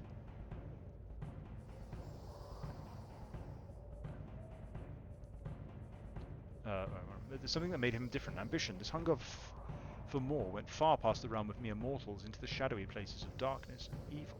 Ivan's ambition was almost godlike in its insatiability, but therein lay the essence of his darkness. At its most base, Ivan's fundamental desire was to control the hearts and minds of his fellow men, to take them beyond the pale of mere allegiance, and corrupt them into a force for evil. A whole legion of these soulless beings, their minds demented from the sheer power of darkness that channeled through them. Zombies, void of emotions, without feelings or cares. Servants to their wicked master, even unto death. Dreams were all they ever were. As a mere mortal, heroic though he was, this ambition Ivan was unable to achieve. Wait, so his specific ambition was to create a legion of soulless. That's specifically exactly what he wanted to do, but he had no idea how to do it. That's really specific. Meeting his demise in the White Knight's now famous Dawn Ascent, Ivan died with a bitter taste of failure in his mouth. Little did he know his death was just the beginning.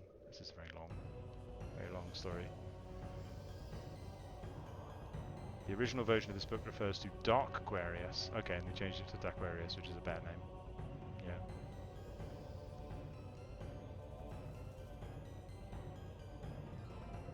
The default area sorting a quest was trying to be a different game than RS. Well, that's the challenge I'm talking about, right? Is like, it's challenging to show because RS is good, right? The good things about RS are good, and there is an audience for whom RuneScape is the best game available, and they should be playing it, because there are the other games that try to do the same thing don't do it as well. But I don't think Underground Pass is part of that analysis, right? I don't think, like, there are games that do this specific thing better. They don't do the rest of RuneScape better, but I think if we're trying to attract those players for whom RuneScape really is like the ideal game. What do I think of tying this Liquid Books lore into modern Shadow Magic lore? Yeah, I'm keen on tying as much together as possible. I don't know. I mean, I'll have to think about the implications of like specific ancient elements, but in general, I'm very much in favour of callbacks and references. I mean, like you can see like with odd retcons, right? Like Zemmer Black Stone, we tried to work in, and it did feel a little bit like a retcon. But I'm glad we did it. I think it's better that we did it than not do it. It's better that we tie it in with a slight retcon than not tie it in at all. A new Vibrant's life, though of course I had not met him. Using the power of my dark practice about to resurrect. I'm just going to skim read this now. I'm not going to read the whole thing now because I need to get on and get to bed.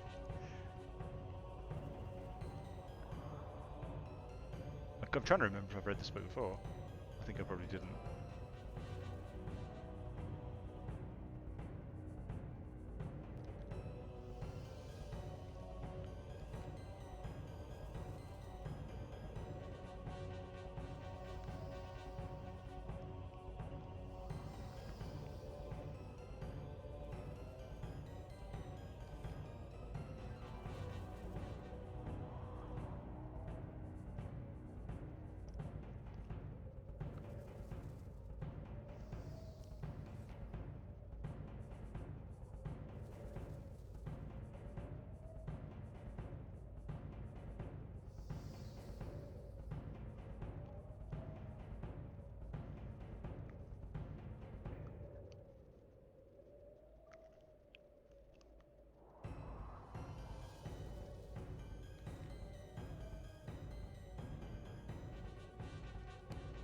Yep, cool. Dead and dead. I don't think it's talking about magical principles. It talks like blood and the thing. Shadow is the only one that stands out there as magical. The others all seem literal, like the literal blood, flesh, and conscience are required, but then Shadow is like a magical principle. It is interesting that there's no. I mean, obviously, Desert Treasure was very unplanned, but it's interesting that there's no sort of tie to like when Desert Treasure was added, it didn't tie back into this. It just kind of did its own thing and didn't reference this sort of similar magical principle. That's fairly typical of RuneScape, right? Of like each part of the game just kind of doing its own thing without reference to each other. I need to go and take my daughter to the toilet, so I will be back in 3 minutes.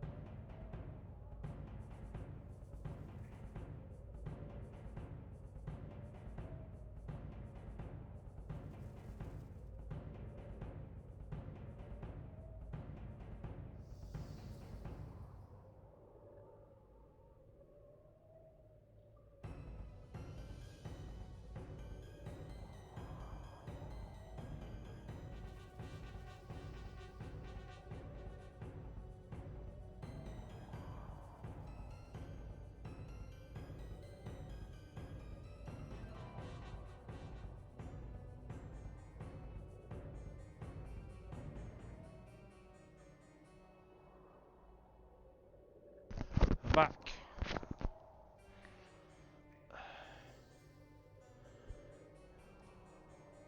Hello, 2 bill drop. I designed Runescape, ironically.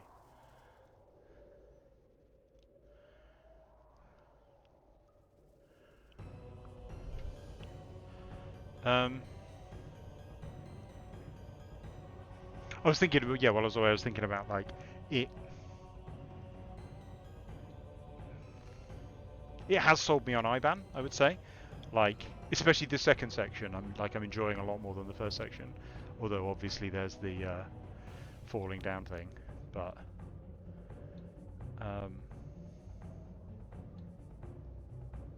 yeah, I almost feel like I would enjoy the quest more the other way round. Like,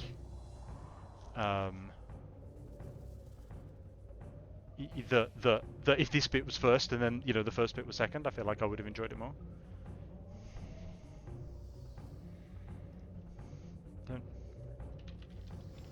Don't, Kitty, don't dox me. Oh my god.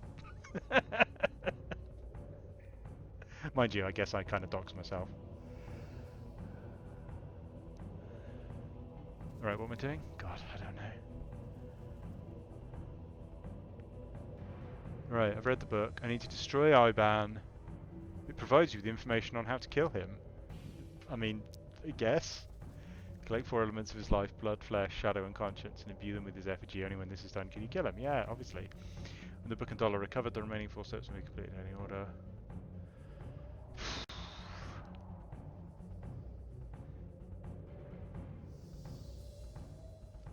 Right, to get Ivan Shadow, you need to kill 378 demons. Hey, my buddies! I've been talking about these guys a lot recently.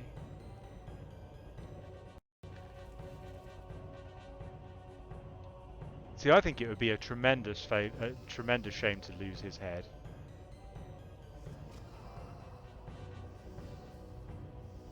It wouldn't remove very much from the quest, would it? But on the other, and this is the thing, like at the moment they're of approximately the same graphical quality as what's around them. I'm not convinced that much would be gained by replacing their models. You know, they're not like these models aren't so old that they look unbelievably bad. They're consistent with the rest of the quest.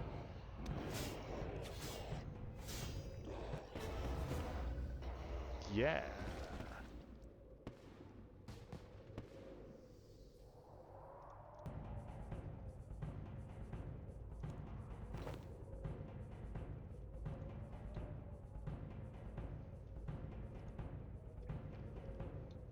I'm not. I don't. It feels like, because I mean, practically speaking, we're not going to model custom heads for one-off NPCs in an old quest.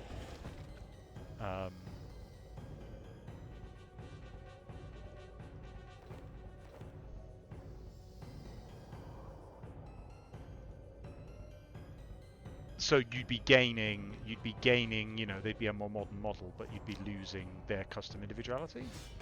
I guess probably a lot of players completing this quest never even noticed that they had slightly different looks. They probably just run in and kill the 3 demons. I mean, well, I guess it's impossible to tell with the OC, but I'm assuming that they aren't mechanically distinct from each other either. So, like, the fact that they have different heads is like just a curiosity.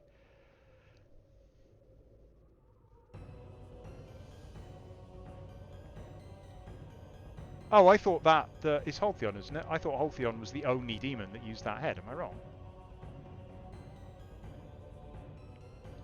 So Halcyon's got that weird sort of 5 head. Oh no, hang on. Am I getting confused with someone else? What am I thinking of? I thought they had custom models. Maybe I must be thinking of someone else. Sorry. I'm getting completely confused. Alright, ignore me then. Let's just make them generic. But well, I mean, same question though, right? Like, he's updating them so that they are of significantly better graphical quality than the quest around them a good thing? I'm not sure.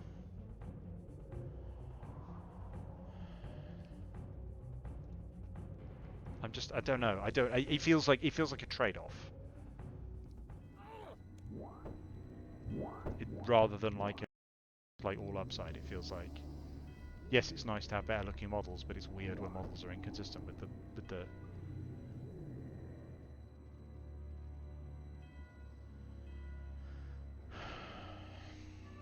Yeah, I don't know.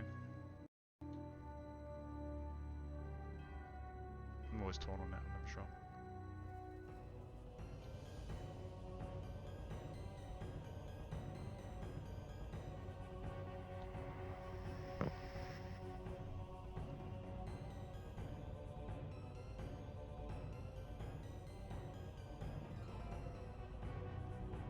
It's interesting thinking about, like, although I am enjoying this part of the quest more, it's lost that sense of progression, right? Like, the first part did have a very good sense of, I felt like I was moving onwards, I felt like I was achieving something, and even when I was backtracking for a reason to move forwards.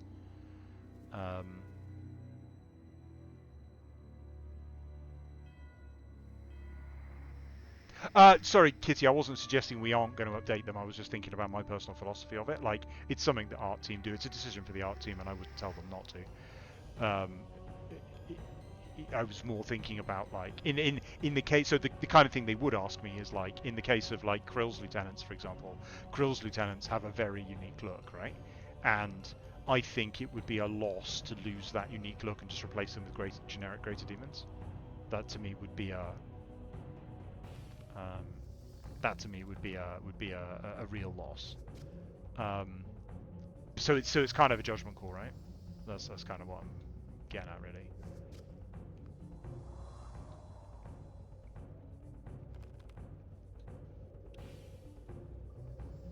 Wait, where's the jump? Oh, there it is.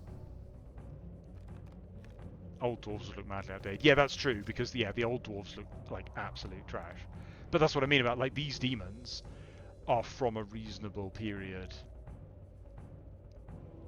You know, like they don't look out of place in this environment. You don't see them and go, oh my god, what the hell is that? Yes.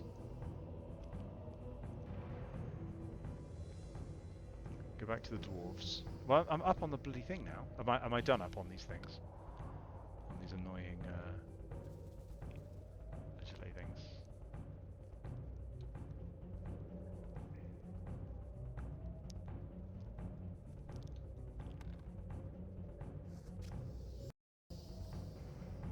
The walkthrough wants me to go back down to the dwarves for some reason.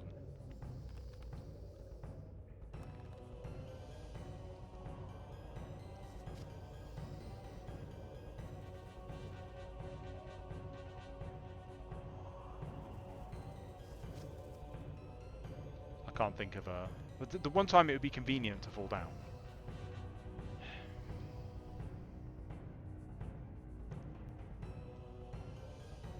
What's my go-to? Oh no! What? Of course I'm forgetting Diablo 1.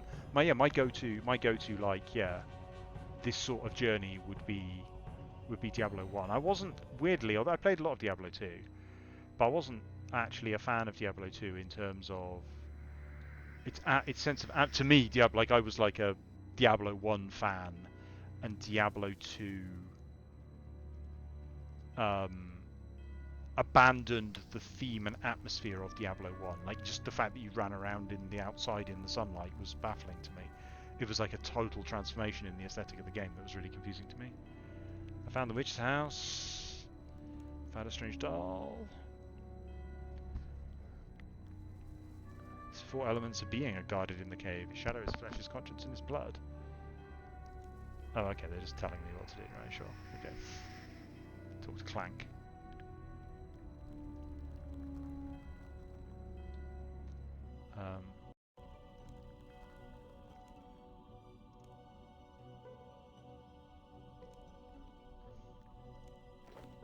What do they eat when they're down here?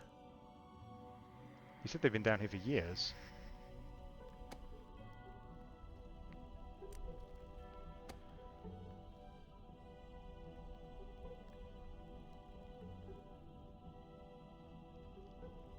Grab a bucket.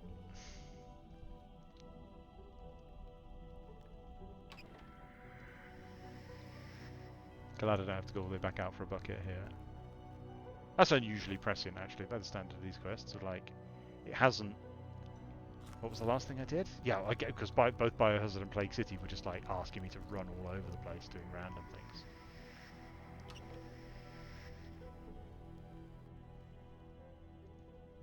The paladins respawn and they're mad at you. That's great. That's really funny. Wait, is that what I want to do? No. Hang on. Oh, there's the barrel. This is the kind of thing. Like this is, again, it's like yeah. In terms of like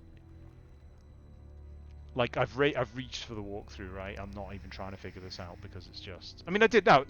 I'm not. I don't exactly mean that as a criticism. I don't think walkthrough design is inherently bad.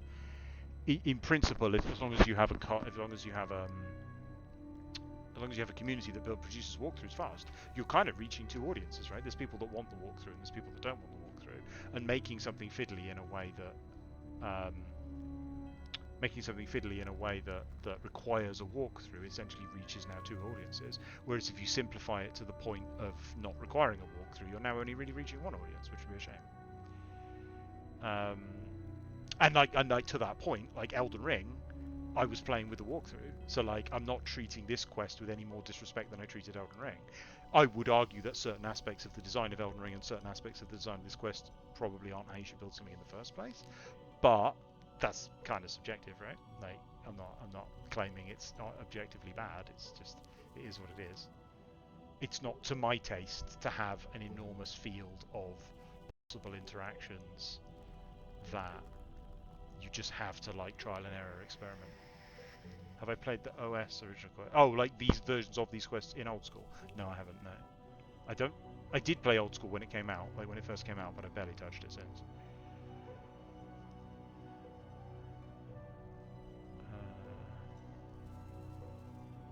Right, what am I supposed to do? Head to the far southeast corner of the area. Oh, yeah.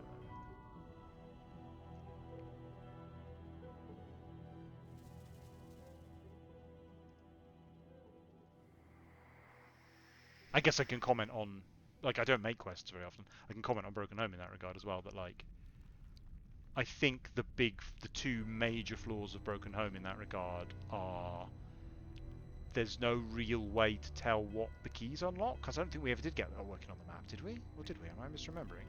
I don't think the keys are like color coded on the map, are they? So, oh, sorry. When you say original quests, you mean the new ones? I haven't played them. I have read them. If you see what I mean. You mean? Sorry. When you said original, I thought you meant the. I thought you meant the quests that were in old school when it launched. You mean the ones that are original to old school, the new ones? Right. Yes. No. I keep up with what Ed is doing, but I haven't gone into old school to play them myself.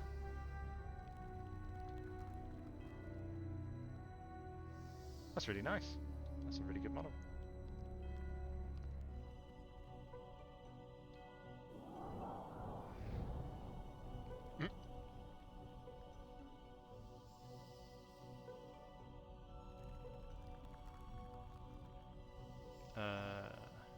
Dump the alcohol on the tomb and light it with the tinderbox, obviously.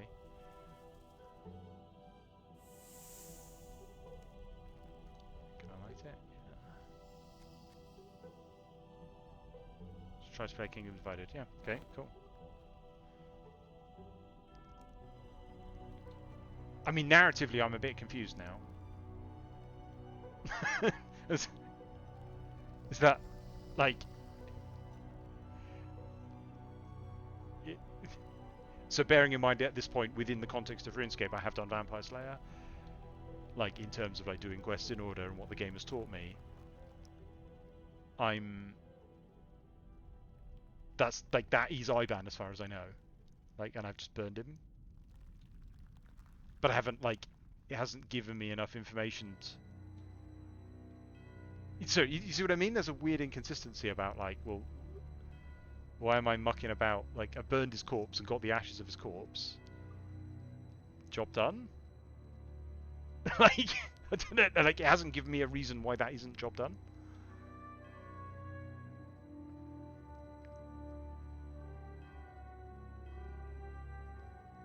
No, I'm not saying he is a vampire. That's not my point. My point is, it's a being. It's a magical being in a tomb.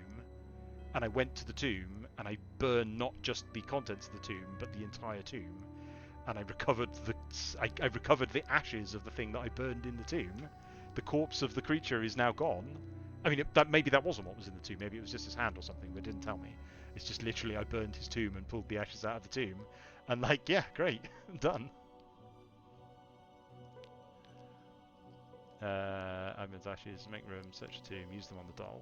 Should I have used the shadow on the doll as well? I didn't actually notice. Let's try. Yeah. Where else am I going? Head north from the tomb, keep going past the solace till you reach the corridor of spiders. Yeah. I remember that corridor. It's interesting, I like how large the space is. But I don't. I think I don't like the combination of large space and unclear puzzle gameplay. Like if it gave me specific objectives to achieve within this space, like if it gave me like a list of things I specifically had to go and do, I would quite enjoy how large the space was. It's great that it has this big custom environment. Did I read the stone tablet? Why did the art team abandon some places? Do you mean like they basically never got around to going back and doing Asgarnia? Is that what you mean? Sorry, Gandrin. For some reason I keep saying Asgarnia because I think I get halfway through saying Ardoin and then say Asgarnia and then I actually mean Gandrin. The book says she resurrected his soul, not his body. Right, what we're doing here? Giant spider named Kalrag. It's fed on his body, apparently. Drained his blood.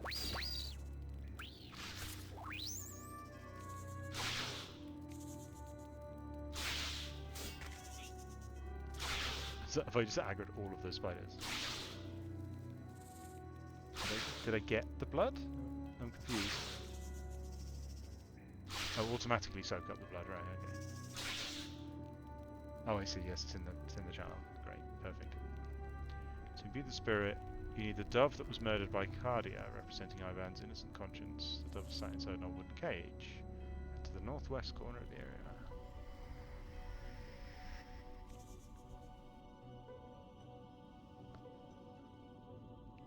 South along the western wall. Oh, okay, we're going back up, are we? They said they'd update every area that's outdated graphically. Yeah, I mean, basically, graphics get to everything. Like, they have a limited amount of time. They have to make new stuff. They have to make old stuff. The main problem that we've had in that regard is that the art style and the art quality keeps changing. The technology. So like if you think about this, this is like 2011 era or something. This rework, I imagine. Like it looks Dungeoneering-y, these walls, the kind of Dungeoneering quality. Maybe I'm misunderstanding that. So between 2011 and 2016, the technical tools changed.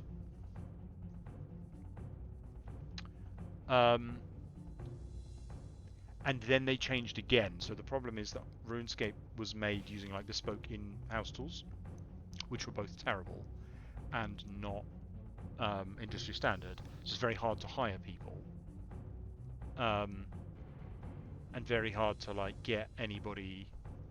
Wait, have I gone to the wrong place? Am I in the right place? Where am I? Where the fuck am I going? I don't know where I'm going. I'm not even remotely interested in exploring the space. Hey, what's the smiley face? Look at that cheeky smiley face. Hey, buddy.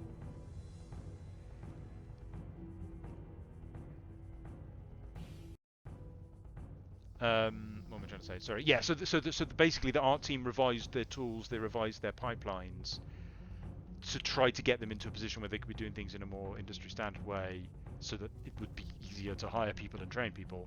And then they changed it again because like there was some problem I don't know anything about. Like basically they had to change the tech again. Am I in the wrong place? What am I doing? I should pay attention to this walkthrough. Head south along the western wall. You will pass 2 bridges. The third bridge will have a gap that needs to be jumped over. Have I gone too far south?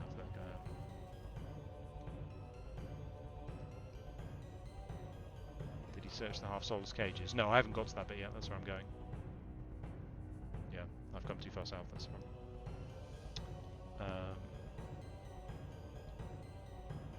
Oh, now I think Ivan's just got a charming little friendly face. So yeah, so the problem is that they started reworking the world, and you can see like, obviously Lumbridge got reworked, and Varrock got a little bit reworked, but not to the same standard, and then Port Sarim got reworked, and then they started sort of work, you know, but then each time they change all the tech, they want to update the most trafficked parts of the game.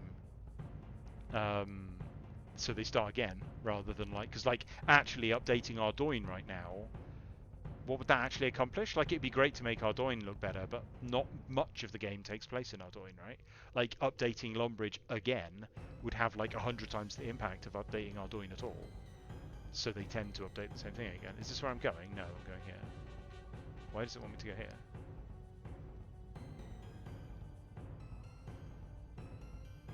I'll go and click on one of these actually. I'm not going to just skip bits. What is this? Hello, what are you? That's a half solace. Thanks, gauntlets protect you. You search to the bottom of the cage but you find nothing. Okay.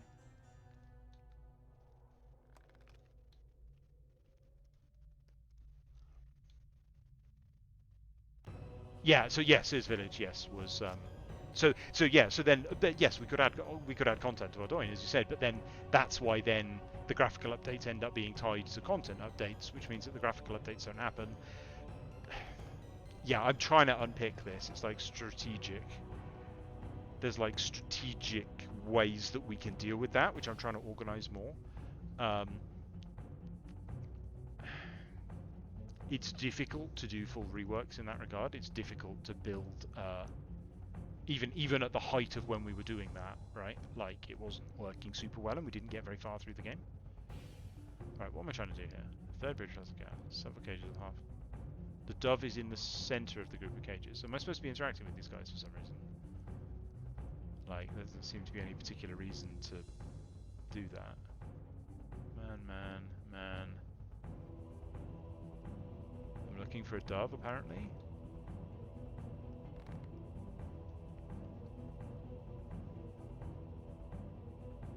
Specifically the one center platform whose elevation is lower. That one?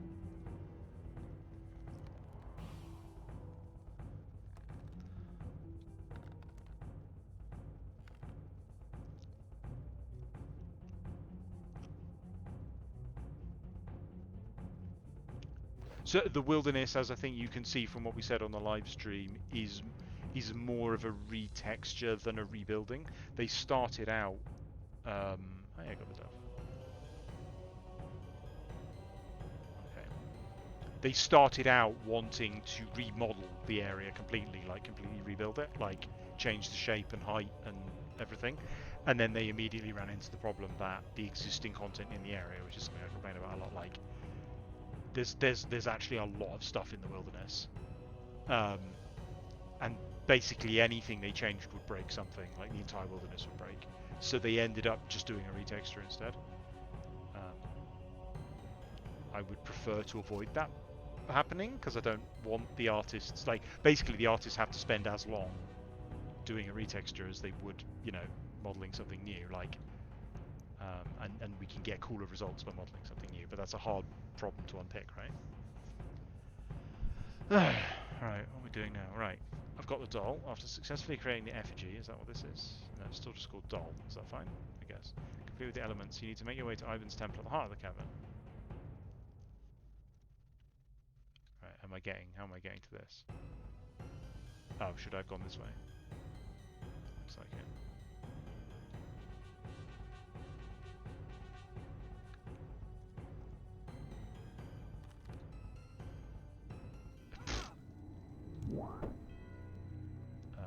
This way.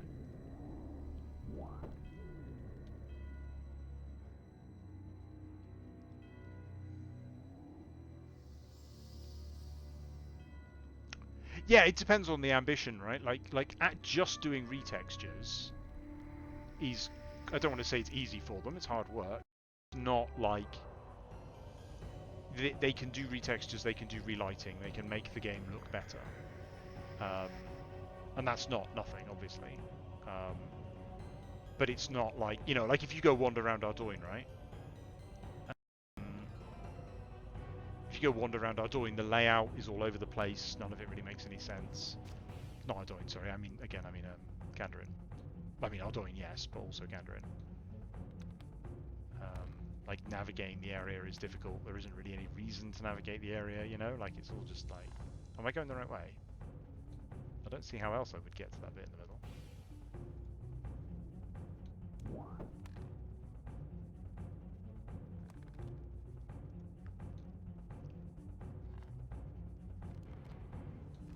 Like I don't. Yeah, like it's not okay. So now that I've arrived here and I can see this place, it feels like structurally speaking, right? The boss should come first. I've assembled my plan to defeat the boss before even knowing where the boss is or that he's alive. You know, because like I literally went and burned him to death. Strange. Oh yeah. Oh, that's my sweet Zamorak robe.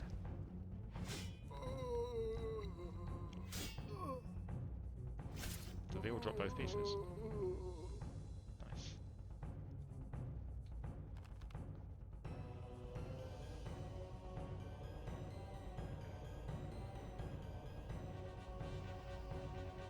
Okay, well.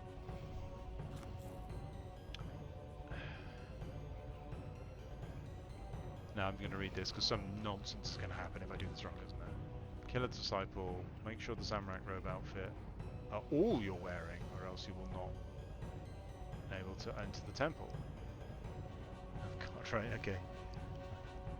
I don't need these bowls.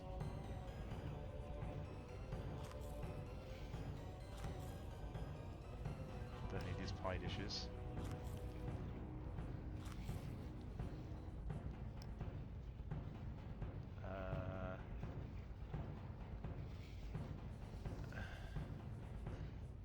Not okay, game. Not okay. It did tell me to make sure I had enough room in my inventory to start. This is one of my pet hates because in Neverwinter Nights it completely wrecked because all your equipment was on your action bar. So every time you unequipped it, do you think I can get away with still wearing those rings? Probably can't, can I? Let's try. Zora refuses to open. Have I got anything else to drop? I don't need a bucket, do I? I don't need that rope. What about this aura? Oh, Plank's Gauntlets. The old Desert Pantheon Author aura, which I barely ever use.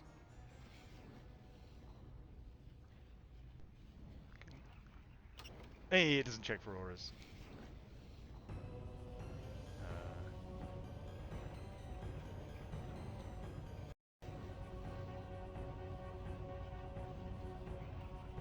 Am I putting my gear back on now?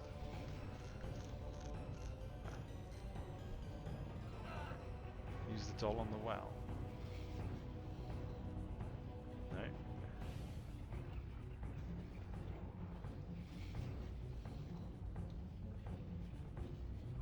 No. So do I have to dodge the fire? What the hell?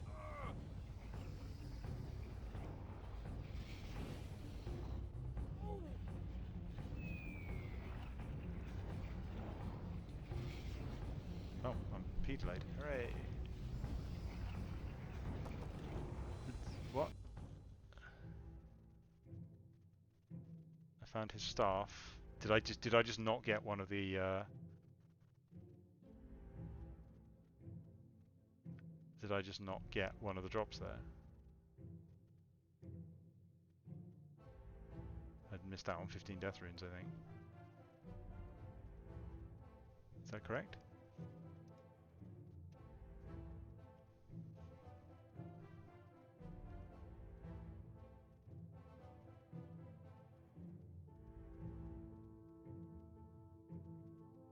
Hey. Oh, well, I got the staff at least. I didn't even want 15 stupid death runes. Yeah, that was weirdly anticlimactic. It actually did do a really good job of building it up. Like it did. Like I did do. I was like excited for the confrontation.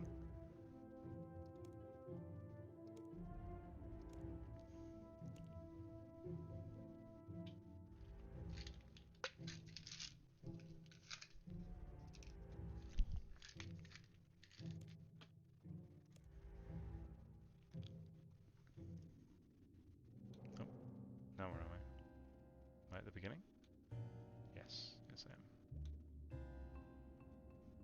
am. Samurai robes look pretty good with this idol.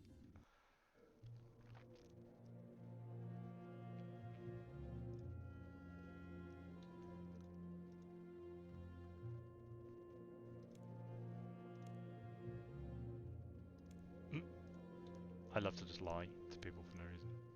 I should probably just half to our dungeon. That was the fastest walk. I have to say, of early RuneScape, and this is a pain, and I realise that I specifically am an influence on us not doing this so well anymore, but I do like the way that the area gradually unlocks. It just was ultimately unsustainable, right? Like, I like it in principle. I like the way that, like, you know, the map expand. Like, you know, the fact that I did Plague City and I do this and then I move through to get to the next bit. It worked well for that era of RuneScape's history as they were adding to the map, and you know, you had to complete quests in order to access the next part of the map and that kind of thing. It does have a real feel of, you know, gradually expanding the world and being the master of that world and understanding the world as you expand into it. Completely alien to the sort of modern, you know, just jumping at the end of the, like, you know, jumping in straight to Priff, kind of that, you know, that kind of logic. But yeah, as I say, the problem is it is just kind of unsustainable. Like it isn't a game. It isn't a design ethos. Well, sorry, it could work, but what you need is to do each one at a time. Like, we start from the middle and we build out east, and then we start from the middle and we build out north, and we start from the middle and we build out east. We can't have everything building in all directions at once and then everything requiring everything else. That was the issue.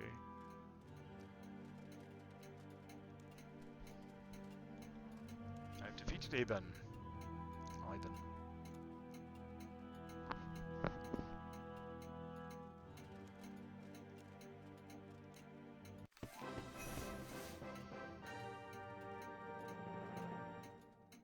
Hooray! I didn't get the 15 death runes though, did I? That was a lie. It was a lie that I got 15 death runes.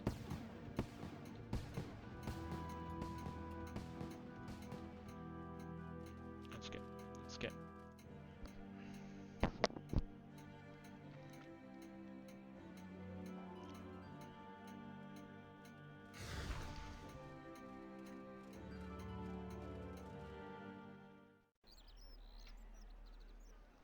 When the Gowers reworked RSC to RS2, reworked the whole game at once. Is it harder today with current, more advanced technology? Yes, like 1,000 times harder.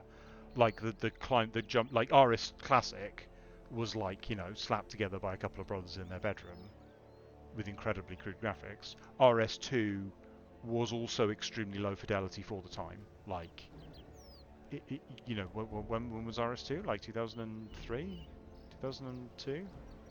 And like, if you compare the graphics of RS2 to just other comparable games that were launching at the same time, RS2 was a very cheap game. Why he's saying it still took them a couple of years to do, and there were no content updates towards the end. The graphical quality now is just like, if you take a model made in 2004 and the model made now in the graphical standard, like Adrastea took like 6 weeks to make just Adrastea. And like, I bang the models that were into, like, I was around in the sort of 2010 era, and the artists there were churning out like a model in a couple of days because the art standard at the time was low enough that it only took a couple of days to make a model. In 2004, they were probably doing multiple models per day. You know, like the RS2. Like, you know, look at like a Morna or something, that probably took like a day or less than a day. So yeah, it's just radically different now. It's radically different.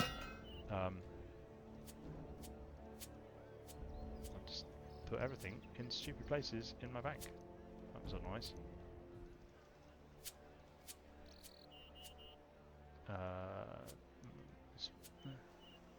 That's food.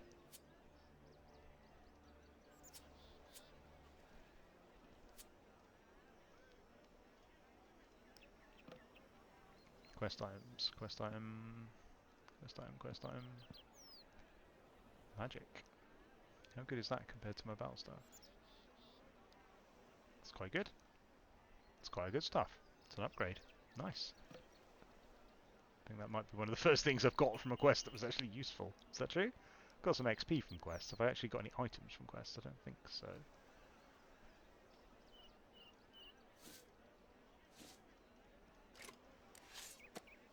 Oh, what was that? Clank's gauntlets, yeah.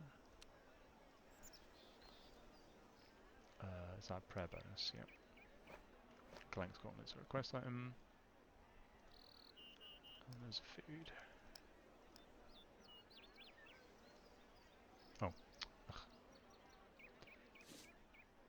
Ivan staff has historical significance. It's extremely good and powerful. Yeah, it has a special, right?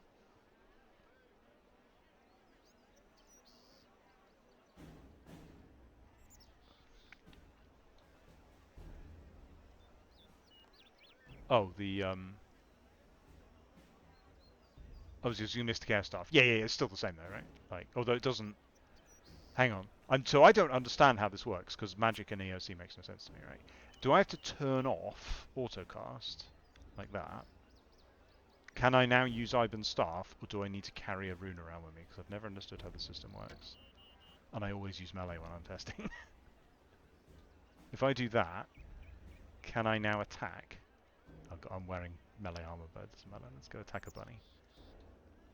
Or is it going to complain that I don't have any air runes equipped?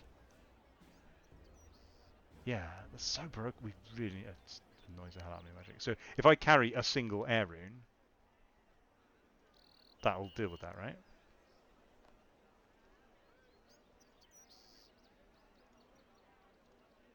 Won't it?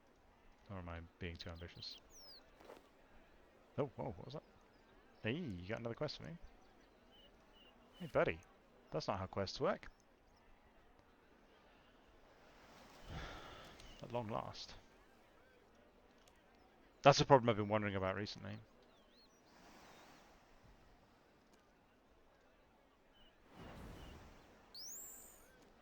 No, so auto.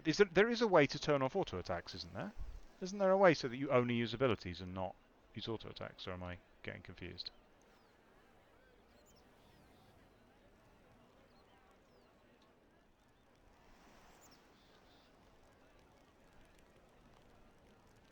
Yeah, it's an interesting web. So like, there's a mini quest coming out with the boss, right? And that mini quest is not going to try and get your attention. It's not going to like run up and say, "Hey, come and do a quest." You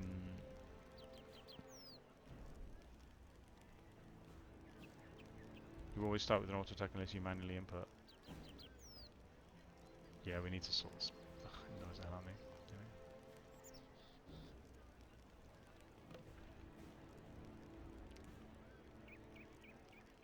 Enough ranting. Alright, what am I doing? Am I going to bed? I should probably go to bed. I should probably do one fun thing before I go to bed. How long does Tourist Trap take? That looks like an amazing quest. Medium to long, maybe not.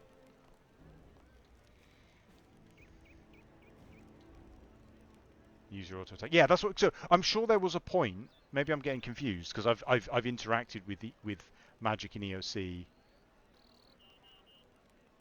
Oh, well, this is the problem, Sep. You're saying like how all these things are going to get reworked. Like the list of changes I've made is enormous, and this is the problem because like it's such a big job, right? Like, and that's the thing. Like with quests, it's like we could. Like I could get like a week of time from a dev, right? And we could go through and we could make loads of improvements to Underground Pass. And we could just do that, right? Or I could get that same dev in that same week and I could make loads of improvements to like Slayer or the fundamental combat system. And that would have so much more impact on the game because, you know, I spent what, like 2 hours playing Underground Pass? 3 hours? And I've spent like, you know, 200 hours doing Slayer or something like that, right? So just like the number of players it affects and the number of like the return on investment of investing the dev time in terms of making the game better, right? Like I don't think in business terms. I think in terms of like I want RuneScape to be a better game. How can we wisely invest dev time to make the game the most better for the most number of people? And in that, you know, it's hard to justify a quest rework in that context because we could always invest that time in something that would, you know, do far more, even for questers, would probably be better off with some other change, you know? Right, what am I going to do? I'm not going to do Terrorist Trap. I could go do more, kill more Banshees. Oh, yes, I realised a clever thing, which is that I specifically have my, my XP turned on for all skills, right?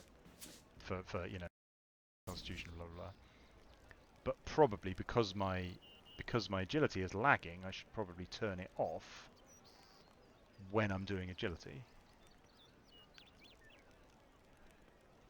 Combat XP. I should turn off defense. Can I not turn off Constitution in there? Am I going mad? I thought you could turn... Can you not turn Constitution off? This is the kind of thing I don't have to worry about in development, like training Constitution. You never could turn off Constitution? Am I just going mad? What am I... That's so weird. No, where am I going? Banshees. Oh, mufflers, mufflers. I will remember the mufflers this time.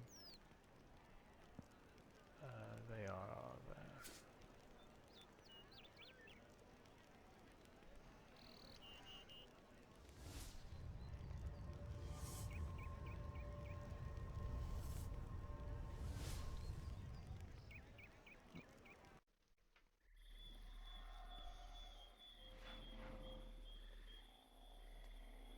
Oof, Skyrim quests. I'm not a fan of Skyrim's quests, personally. I don't know. So there are a few good quests in Skyrim, but for the most part, I'm not a fan.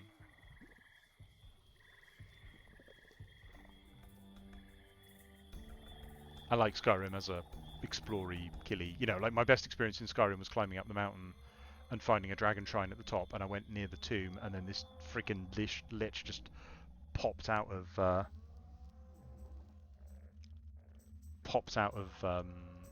the ground and just wailed on me. It was who was it? Croesus. Is it called Croesus? I think he is. No, Croesus, I think he's called. I made a mask. Is it Croesus? Yeah, it's Croesus. That's partly why Croesus is called Croesus. Will I stream Storage Trap? Yeah, if you want.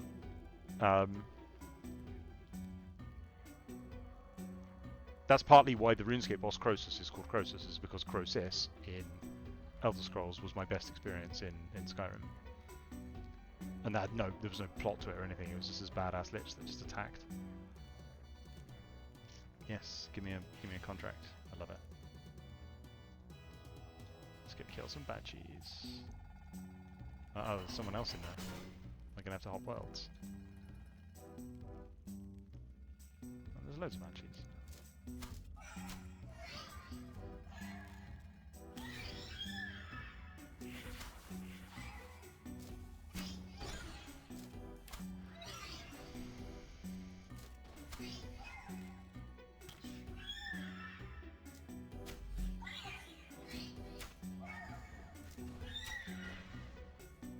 So I made a Croesus mask for a fancy dress thing. It was like a masquerade ball.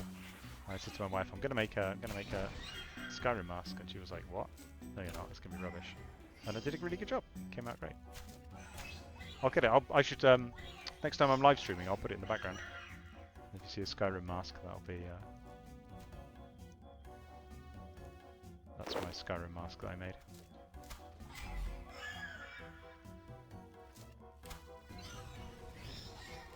Oh yeah.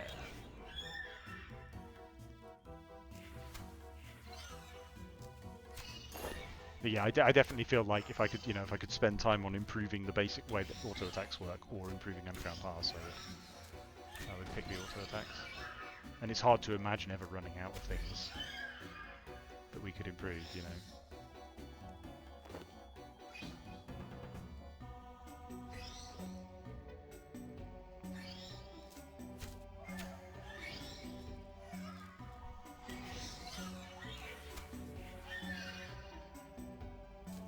Well, my endorsement of Skyrim is that my best experience in Skyrim had nothing to do with the quest. I enjoyed the lore book, the Akatosh. Is it called the Akatosh Dichotomy or something like that? I can't remember. But there's a religious dispute about whether Anduin and Akatosh are the same creature, and the Nords believe that they aren't, and the Imperials believe that they are. And I enjoyed that from a world-building point of view, that they were like, obviously, Anduin is just a crude Skyrim rendition of Akatosh, who is the true god. And I thought that was neat world building.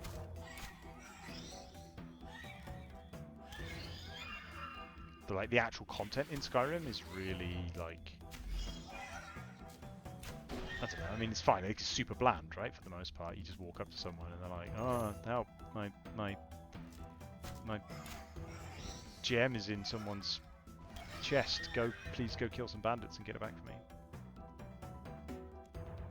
And it's fine. It doesn't do any harm, right? But like, is the god for the Nords just Talos? Well, that's the plot of the game, right? That like, I can't remember now. What are the rebels called? The Stormcloaks. The Stormcloaks have like rejected the. No, sorry, no. It's because it's quite clever. Like I quite like the world building backstory to Skyrim. It's quite sophisticated. That the elves have conquered the Empire, but then they've agreed to a peace treaty, but only if the Empire bans the worship of the god Talos, who is the only god that doesn't appear in the elf pantheon. So it makes sense as a religious motivation. But at the same time, banning the worship of the god Talos causes a terrible, political crisis, because Talos is Skyrim's chief god. So they object to the banning of the worship, and it causes a revolution, with the implication being that that was what the elves were trying to achieve in the first place, causing this absolute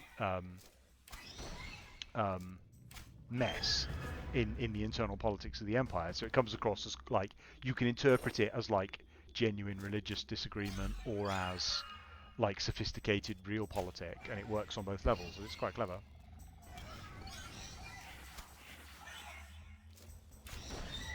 But I mean, that none of that actually takes place in the game, really. It doesn't really matter in the game. Like, you don't.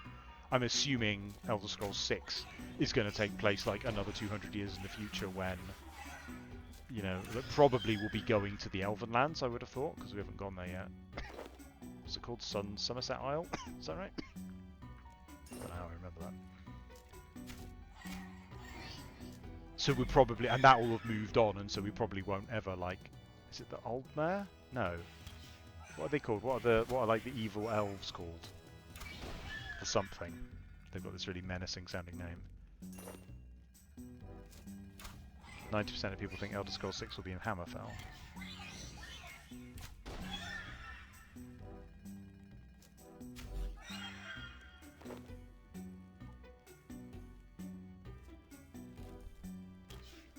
Of course, the problem with farming Banshees is that I'm not getting any use out of my new Bone Crusher, which is a bit sad.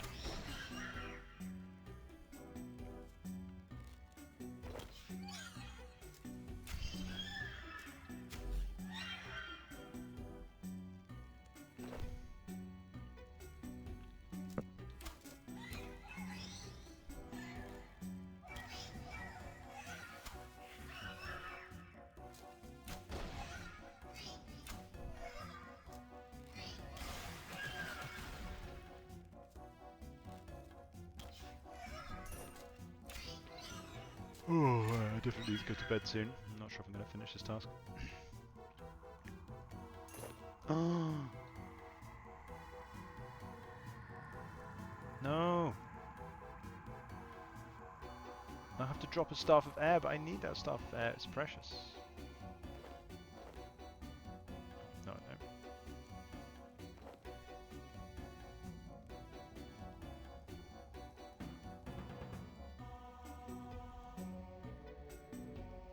I love Leet so much.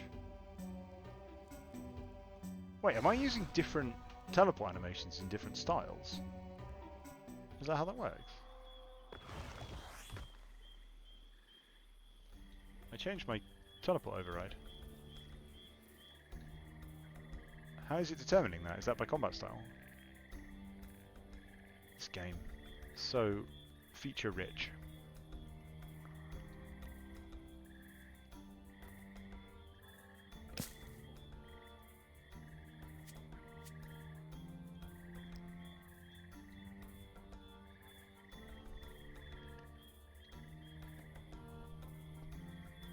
Oh, I thought it was the only... Oh, I must have... No, I just thought I deactivated the old one. Oh, okay.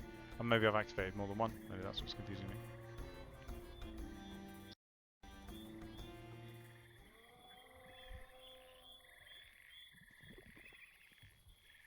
Yeah, I'm wondering I need to start setting myself some more specific goals, so I probably should start beelining Invention. I was doing gem rocks. I probably start grinding like because I need something to AFK on my phone, so I should probably just do gem rocks on my phone because it's low effort. Because I think like it's not fastest crafting XP, but it is extremely low complexity. Although it's slightly annoyingly far. It's actually like the bank is slightly too far away. Although I guess I could just go by the gem bank, couldn't I? I think I had enough Dungeon points for that. That would help a little bit. And so actually, like with this massive mini-map on desktop, I can between the gem rocks and the bank, no problem.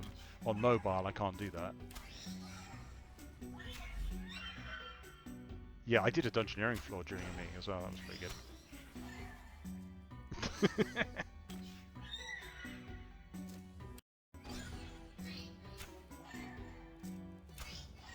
No, yeah, I mean, I was thinking about this, right? Mod Mike said to me, like, don't be playing RuneScape when Mod Pips comes in. But actually, like, you think about it in that sense, like, would you rather everyone in the meeting was playing RuneScape, or would you rather everyone in the meeting wasn't playing RuneScape? And I feel like I would rather they were.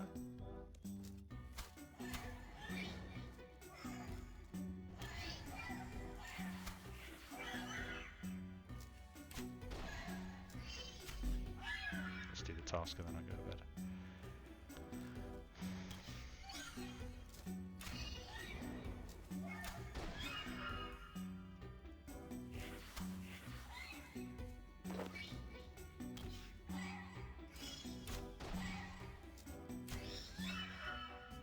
It's an interesting feature of mid-level combat, and I guess like as I get higher into mid-level, this maybe will change, but maybe not actually. Essentially, like from a drops point of view, like I'm collecting general skilling supplies essentially, but there's nothing really exciting to look forward to, right? Most of the things I'm going to get sent on assignment to at this stage of the game aren't going to drop something cool, so there's not really anything to look forward to or be excited by.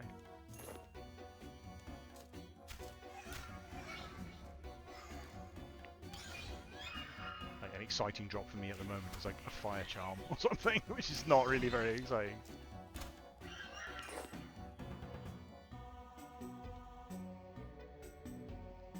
Pips is nearly maxed because when he became EP, he started grinding. He doesn't really have time now, he's the CEO, but yeah, he started playing pretty intensely when he became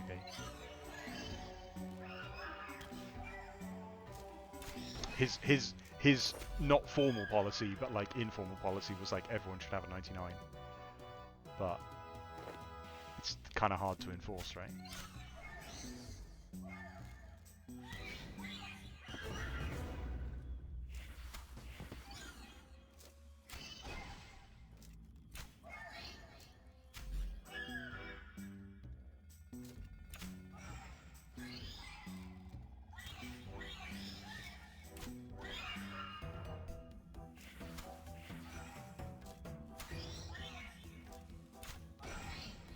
Yeah, I mean, what I've said in the past is like it's good to have a mixture of like you wouldn't want everybody to be intensely into the game. I think that's where companies like Rockstar and Riot have fallen down in terms of like everybody is so deeply invested in the game that they're very, you know, you have to love the game to play it that much, which means you have to love the exact way the game already does things, which means that things become more and more focused on that way of doing things.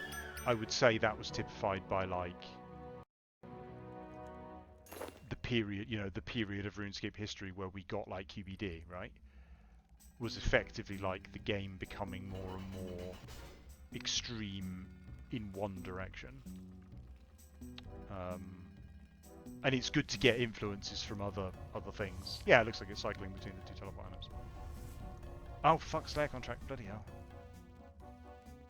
Hey. I guess I better go for the ranged XP now, hadn't I? Got my. I need to get my strength up to 55 to finish unlocking the melee abilities. But I think I probably need the ranged more.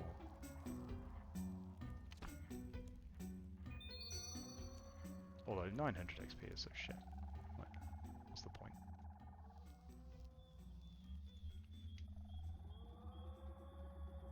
No, I'm not Iron Man, although I am largely DIYing. I don't really want to buy things.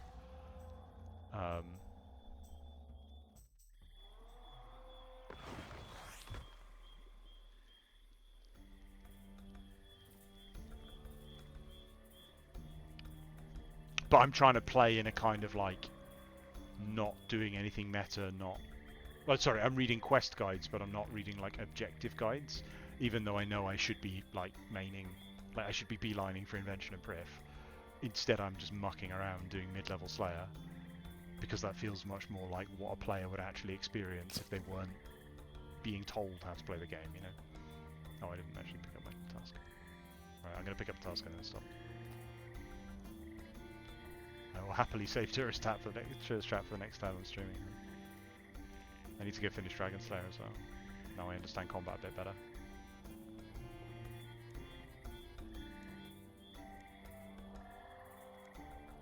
I've never killed any of those before.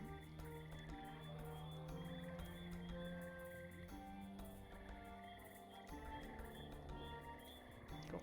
Alright, well. Oh, good night, everybody. Oh, see you again soon.